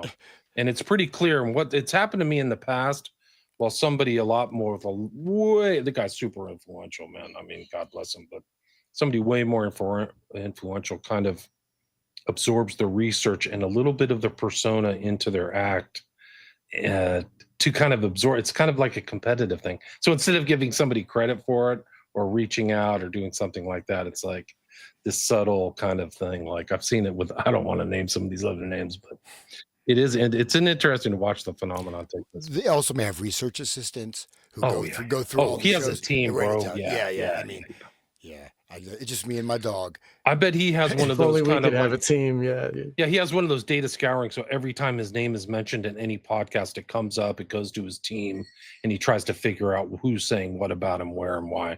Like all those guys at the very top, like him, they have teams that just like social media management, you know. There's no question about it. He has investors, like people invested for his company. You know, if somebody wants to invest $15 million in me, I'm willing to discuss it. But he's like had investors in tens of millions of dollars. So I think he, in a certain way, though, he does. People say, okay, whatever, CIA connected for sure. But he's like probably one of the last bastions. And again, notice the term WASP, right?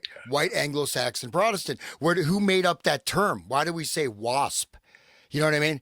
Think about that. This is an example of how ingrained these type of things through language, through that. But anyways, like that last East Coast elite, there's not much of it left, but I think this is like one of the last holdouts of people that aren't compromised. But again, I think you're right.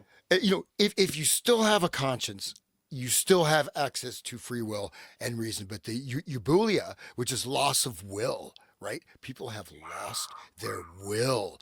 And once you've lost your will, and if you've lost your conscience, at least if you have some type of conscience, you have a potential to come back from no matter how far down you are. If you've lost that, if you've given it away, and you've lost your reason, you are functionally insane.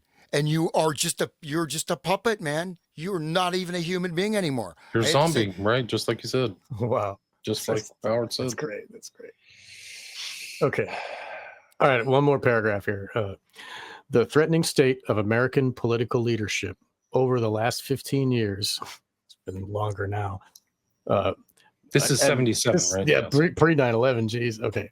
So over the last 15 years may seem to murmur that the magnetic and attractive personalities might rather not resist the destruction of democratic institutions by effectively exploiting these shocking gains into the control of minds. It might even be wise to consider Walter Bowart's real evidence herein than to do what we can to protect ourselves, if that proud right with the love of freedom has not been atrophied by the latest communications techniques. There is an alternative. We can all forevermore be transformed into the image of Grok the Clown. Richard Condon, Kilmogany, Ireland, the 31st of May, 1977. So May 31st, that's okay, well, that's not but 77 was a big year too for them. So anyway. It's such a great article. It's such a great introduction, And the recurrent themes go back to Manchurian Candidate, which are weapon. So we talked about in the first one, or Yen Lo talking about weapons and stuff. So it's the whole idea. It's not just some kind of insight, academic insight. It's the use of a weapon and the notion of a soul. Because if you remember the very end, when Eleanor Island's talking to Raymond Shaw, it's like, I did this for the rape of your soul. Like she knows his soul's been raped, but she's going to put it to like a vengeful use. And you see that referenced here, the concepts around that reference by Condon. I think it's really important. And then the program stuff. So it's just like, so much information in this. I'll play, you guys mentioned the bloody microphone. I'll play this video too. Like, do you guys have anything you want to summarize this introduction at all? I just want to say that, I mean, we pretty much we came to the conclusion in this short little podcast here that mind control is the problem. It really is the only problem. And when people's minds can be controlled, then we are slaves. And that's the opposite of freedom. Like the soul, wants freedom at all. Like will be coming to college campuses. Many to be like learned helplessness into this place where you don't want freedom anymore and you don't care about yourself or the others around you. It is like it's hollowing you out, and then you are a golem for them, and when you meet your maker, like you're gonna have to like fess up to, like, you're gonna have to like account for giving away your free will, because we always do have it. Like every soldier can choose not to pull the trigger. Everybody can choose to break free from their mind control, but a lot of them don't. And but it's on each one of us. We are all guilty of allowing the mind control to take hold and then to follow that path of evil, like what Mark Passio says about mini me Satanism. Like, people don't know they're acting in a satanic fashion. They don't realize they're working against themselves and their neighbors, but they continue to, because they are under the illusion this is what's necessary. So, like, in effect, they are all satanic, but they don't even know. They go to church, just like my neighbors or my coworkers. They are satanic. They don't care that this little girl's immolated in the Holy Land. The land where their leader was massacred by evil, and they don't care. And the actual blood relations of the ancient Hebrews are the Palestinians, not the basically Ukrainian, primarily, Khazari and Ashkenazi, Right. who had this incredibly crazed human sacrifice cult, right? The Khazarian Empire, and they were known as just the worst bandits on the planet. And blood ritual sacrifice was their main modus operandi, right? And this is all historical fact that's there. And no, you're absolutely right. And one last thing before we give it to William. Is that You'll never talk again, William? Sorry. The bloody microphone. The bloody microphone. Here you go. You're gonna get it. I'm passing it on. But it's the small fractional decisions that add up and aggregate, right? So it doesn't happen instantly. Okay, it can happen instantly if I want to take my brother's business, so I'm going to murder my brother and steal his wife and put the blame on my some other person. Okay, there are people that are actual criminals and they do things like this. They probably never had a conscience to begin with, right? But for average people, you can see this progression, and I think we're witnessing just another stage in that, including people celebrating the murder of Charlie Kirk as an example exactly of this. And this can go from just being, slightly selfish to being, whatever it is, indulgent, to if you're now condoning murder, or you're condoning every day you condone what's happening in Gaza. This is further eroding till you get to the point where you cannot return. There's nothing to return to. It's a stepwise progression. You've been grokked out. Yeah. And then once the cult taps you on the shoulder and says, hey, come into this back room and see what we're doing here. And once you participate on camera, then you certainly can't go back out. Like, they got you. You know what I mean? It's like you signed the book of Satan with your blood or some crap. You know what I mean?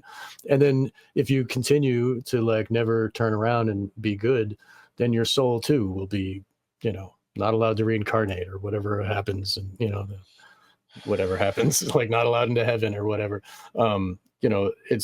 You're damning yourself with all of these little, and we're like Hans says, if we have reason and if we have conscience, then we can always come back. But the erosion of conscience, the more you see it go away, the more that's your chances of coming back are being taken away too. The more you participate in the evil, like it's you're mind controlling yourself at that point, and yeah. So sorry. That's how they get you, is getting it in there. Control your that's why Condon repeats that twice. Manipulate emotion, control reason. So it's really dangerous out there. And wow, it's happening right now. Like, I think there's really an effort to control reason about everything that's happening in the Middle East. Like, hey, Iran's your bad guy. They are? How? Why is it Ukraine war happening? Like, I've been around Persians. They're wonderful people. What are we doing? You just don't want them to live in peace, or what's going on? Like, what have they done to me? I haven't done squat to me. So why would I even think about bombing them or do whatever, some kind of crazy strike? But it's really crazy, like this whole situation, because they're just bombarding the public with just nonsense. But this is interesting. This I sent this to you guys, but I think that I'll show this to the audience because it's like the same verbiage as the film, as Manchurian Candidate. And this is kind of like you have a Manchurian Candidate, this guy Jay Robinson or whatever his name is, like nobody knows anything about him. The story is totally improbable on how Charlie Kirk was shot. He definitely wasn't shot with a 30-06. So anybody who tells you that is lying to you. You have to, one of the important things about these events is to actually not just see the event at the time, date, but the September 10th and see who's telling you the stories after the event that don't make any sense. Because there are influencers, there are malign influencers out there. I know some of these names, but they're clearly lying. And that's evidence of coordination. That means somebody's telling them to lie that we don't see. Yeah. So like there's definitely, they're trying to shape the narrative. A hidden hand is. Yeah, there's definitely a hidden hand. And a lot of these guys in there like, oh yeah, there's 100% tranny. There's 100% 30-06. I mean, I can bring up this. We'll listen to this. We'll listen to Alex Jones talk about this stuff. Like it's crazy. Oh man, he works for Israel now. Oh, bro. It's like holy it's crap. so bad. Listen to this though, guys. Listen to this. This is for the audience. Be coming to college campuses, many of them this year. That's a tell, by the way. If you just know simple body language tells, watch his side. Be coming to college campuses, many of. He's not going. He's not going to college campuses. That's a total tell. I'm going to college campuses. No, you're not. But look at his, who he reminds me of is the guy we talked about last week, right? With the fake, all his hair is burned off. Oh, David Ferry. Yeah. Kind of looks like the alopecia guy. Yeah, right? yeah. Okay. This is such an obvious tell. He's definitely not going to college campuses. I will be coming to college campuses, many of them this year. It's been decided that you will be dressed as a priest to help you get away in the pandemonium. Right. So there's pandemonium. There's a guy who dresses he has 3 different costumes. That's the story they're telling us. He got on the roof, then he changed his clothes, then he jumped down, then he his rifle barrel suddenly became 12 inches long, and then he jumped back up, then he changed his clothes, then he put his rifle together, and then we found the 30-06. It's like the magic bullet thing. Yeah. Oh yeah. No, we're right back there. Yeah. Chun-Jin will give you a 2-piece Soviet Army sniper's rifle that fits 2-piece Soviet rifle that'll fit in. This is like the same kind of nicely stuff. into a special bag. We're going to pick up that blood-stained microphone where Charlie left it. And You are to shoot the presidential nominee through the head. And Johnny will rise gallantly to his feet and lift Ben Arthur's body in his arms and stand in front of the microphones and begin to speak. We're going to pick up that blood-stained microphone where Charlie left it. And Then Johnny will really hit those microphones and those cameras with blood all over him, fighting off anyone who tries to help him, defending America even if it means his own death. We will never stop standing up for what America is and for what she should be. That's perfect. Crazy, bro. That's so well edited perfectly. That's great. I love It's the Manchurian Candidate script, man. This is like off the charts. Literally the same. It's like those remakes, It's guys. I mean, and it wasn't even. It was, but he literally, the blood stained. It's the same friggin' exact same script right just there. Like There's the no blood question. flag of Hitler. Just like Hitler dipping the flags in the blood. Right, Remember the blood that? flag. Yeah, that's right. And they're the Horst Wessel song. All these people are down and dead. We're gonna remember them. Now go get the trannies. Never it's the forget. trannies. Yeah, it's not me. It's not the Oh man, this is so dark, dude. This whole Charlie Kirk thing is pitch black dark. Like there's conspirators and liars all surrounding him and his friends. It's really crazy. They don't see it. They don't see it. The fact that they traumatized us with the video. We all see it, right, with the Twitter crap. And it was this guy who shared the crap, and my Twitter just showed it to me. I don't follow him, but it showed me this video. Just Twitter did that. So we're all traumatized. Go ahead, please. Just to say one thing about Charlie Kirk, again, he had in his hands a potential fate of the entire upcoming American electorate. He just wasn't some random dude, Right. right? He was somebody that could have absolutely shaped the entire direction of the United States political establishment, especially not working with the current, but working with the youth and, 18 to 35. So this guy, it is like the assassination of a president. I mean, it's a high level political power thing. He's young, he's charismatic, and he's Just like Kennedy was. yeah. So I mean, this is like he had another 25 years or whatever, how much time he wanted to put into it.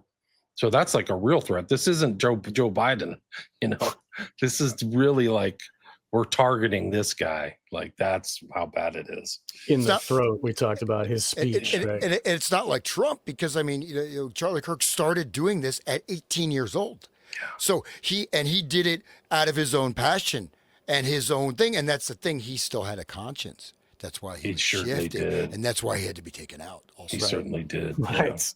He wasn't hollowed out. He was still there. He wasn't hollowed out. Yeah.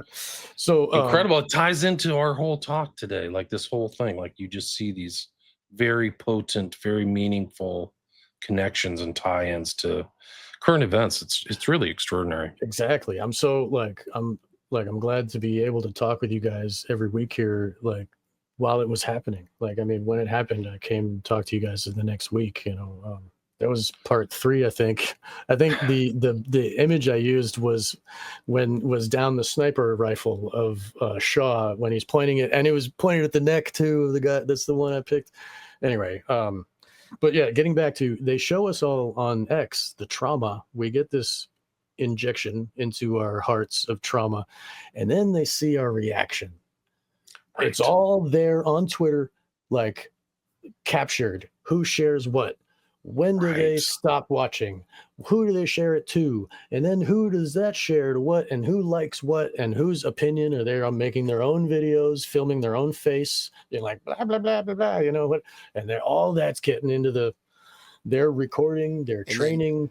AI generated nudging, giving people in a particular thing, giving them a video link, sending something, maybe even posting a comment. You know what I mean? Because you can do that with actual teams of people, but then you can also run it with AIs, and you could start creating aggregate groups by herding people into these aggregates, and then, so yeah, and this. But then they're the basket of deplorables, easy to rope them. And Well said.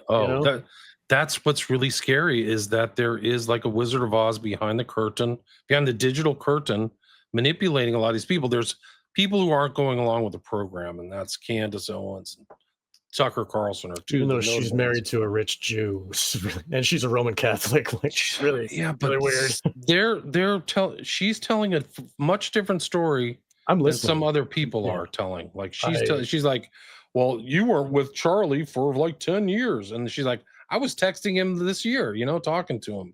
Right. So they make it sound like she's out, like she doesn't have anything to say about it. But she was on tour. She was on tour with him last year. She broke loose of Daily Wire. She is a pariah to Daily Wire. She's like, the enemy of that whole thing. Right. So it's another. Can you play this video? Because if I keep looking at Alex Jones' face, I'm going to get traumatized. The other thing is, this was the first speech on his tour. So he was on a 2-week tour. So he was signaling, this is where I'm going to be in Utah, which not wise. All right, I'm just going to report the facts to you. He's giving us the facts. Thanks, Alex. Yeah, right. I was talking to Andrew Colvin, who is the official spokesman for DPUSA, who I've met before, who's a great guy. You want to talk about filling the space? This guy cannot get away from a video camera for the last week. But and a lot of it, dude, I've followed this. It's just complete mush. He's not doing any good work. It's always been that, dude. He looks high as shit, though. I mean, he looks like he's drunk and just did an 8-ball or something, He's that might be the out. case. Yeah. That's how they control him. That and the tranny porn. We saw that on his phone. Well, we can talk offline about this guy, but no, it's okay. But let's get. I don't want to get sued. Surprised this is the official story that he's telling. A big confidant of Charlie Kirk. Come on, suckers who listen to me. This is the official story. What did he say? I'm here to tell you this. I'm just going to report the facts to you. I'm just reporting the facts. Yeah, give me a break. He's a great guy and a big confidant of Charlie Kirk.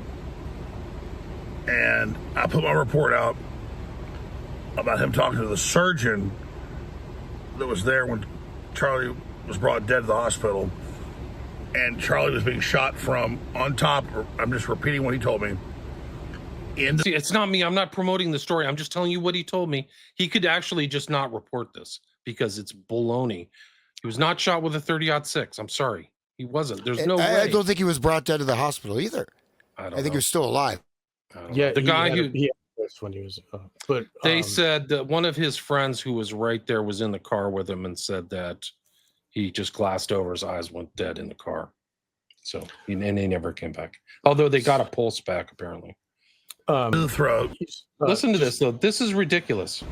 And he's saying now that no, it didn't go through, which actually makes sense. Now that I think about it, it was coming down and it went. He asked me not to be too graphic, but it went down his spine, exploded in his heart. Fragments went in there, which makes sense. That's what happens, and that the bullet fragments bounced back up, and they found that. So makes this sense. is ballistic. That's what happens. Yeah, well, that makes sense. Come on, dude. You expect me to believe that? You were saying that he didn't even need to report this. You know, I actually have seen this video. I saw it from Luke Radowski. Like he just played a video of Alex. He didn't even like have an opinion of his own. He's just a repeater. Like it's just going down the line of like all these like supposed like alternative media people. Like I mean, it's full on mind control there. But the throat with the pointing he's doing, that's almost like a hypnotic command trigger, right? Pointing to the throat, so it's happening to the audience, right? And he repeats. It makes sense. See that two fingers like that, right, pushing into his throat. We also have the subway stabbing. And then the way it's going to the heart, and so there's some we have to analyze this. The heart. Yeah. That makes sense. Because I just did an 8-ball and I drank a whole bottle of Johnny Walker. Right, and he's driving drunk probably, or like It's just so sad. This is like just such a joke.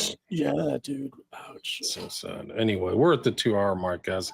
We didn't get to Esther Brooks. I got a ton of stuff on Esther Brooks, but I mean, I think we have our future shows set out before us. But that's if you would please, could we continue? Because last episode not today, but I mean in the next episode. In the last we talked about G.H. Estabrooks and this document that you downloaded while we were talking. You like found it and gave it to us, and we were just perusing it a little bit. It was very, very connected and deep and very revelatory of everything. We were joking. You were saying like a guy from Cheetos like accidentally gave it to the public. In my opinion, and I'm not over exaggerating, I do believe that this 500-page document is nothing less than the key to every post Manchurian candidate assassination, unless it's taken out of things. But almost everything that happened after Manchurian candidate can be understood by looking at this 500-page document. So the guy who like gave it to the public, God bless you, and it's green-walled from the black vault, but like there is so much great information in this 500. I mean, there should be a book on this, but John Greenwald Jr. 2017, like this is the stuff that just comes up, and the guy was probably like sending text to his buddy, like eating Cheetos, like, where are we going to eat today? Panera? Hold on, I got to send this thing out. I want to go to Chipotle. Chipotle? Who's this guy? This is not important. Yeah, let me just send this email out and I'll go have some lunch with you. But it was, I would very much like to dive into that and look into who G.H. Brooks is and why he was sent. I mean, we already know why he was sending it to FBI, but who he is, and then just like look at this document and then just like kind of scroll through and maybe pick out what we find. And because I'm sure we'll be able to go on an hour more, just riffing on this thing. Dude, this is like 10 hours. You can see their chart. Tolson's, that's his gay lovers reading this stuff, and it's like 1935. It goes back through. This is how you know how much Hoover knew, because this is all over his desk and all over his stuff.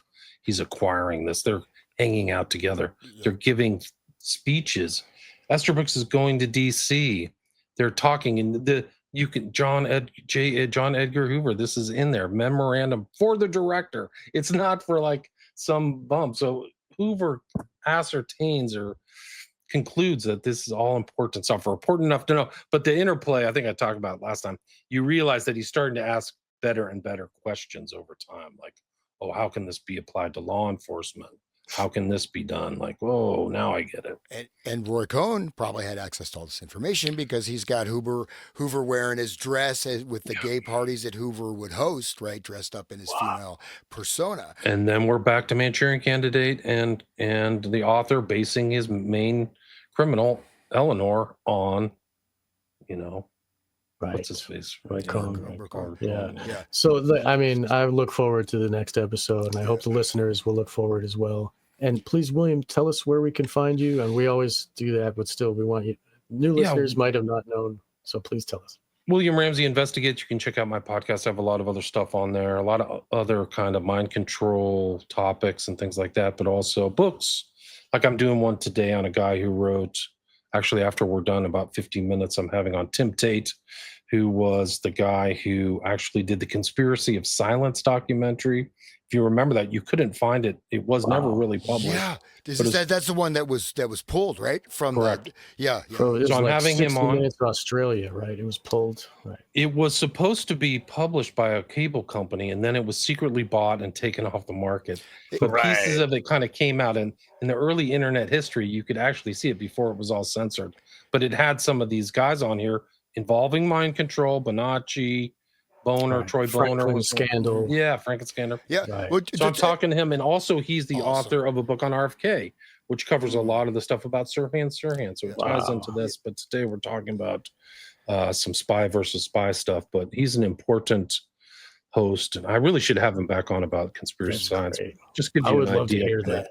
Well, the conspiracy science, at least as I recall, it was listed in the morning. It was listed like in the TV guide in newspapers, afternoon editions newspapers. It was pulled out. Right. I think it was supposed to be shown on HBO. Yeah. So it was. And then they prosecuted the kids. So the kids who were saying these are all criminal, they were the ones who got prosecuted, not the criminals. So the one girl that didn't go back on her statement, she had the longest prison sentence. Right. Everybody else Bonacci recanted and they had a conscience. I think that Troy Boner died mysteriously, and I don't know what happened to Bonacci. But some of the operation, I think the stuff is either in the unredacted version of Operation Mind Control, where they talk about Aquino and what they were doing there, because the Franklin scandal involves some of the stuff. It's unbelievable, but it was redacted from later editions, I think, of Operation Mind Control. I'll have to look into it for the next show, but I got to run and crap. Thank you so much, William. All right, peace. Thanks, William. Thank you so much. And just one last thing.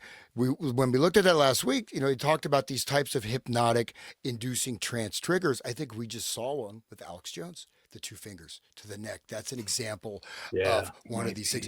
Potentially. I'm throwing that out there, but thank you guys. Thank you, Sean. And it's been great. And we're just, we're breaking the sound barrier here. So on to the next one, next to part 5. There's a hidden rhythm beneath our reality, coded in music, media, and memory. I'm Dr. Hans Utter, and I invite you into the resonant state. Join me as we explore the secrets of sound, mind control, consciousness, and the frequencies that shape your world. Subscribe now. We tune your perception.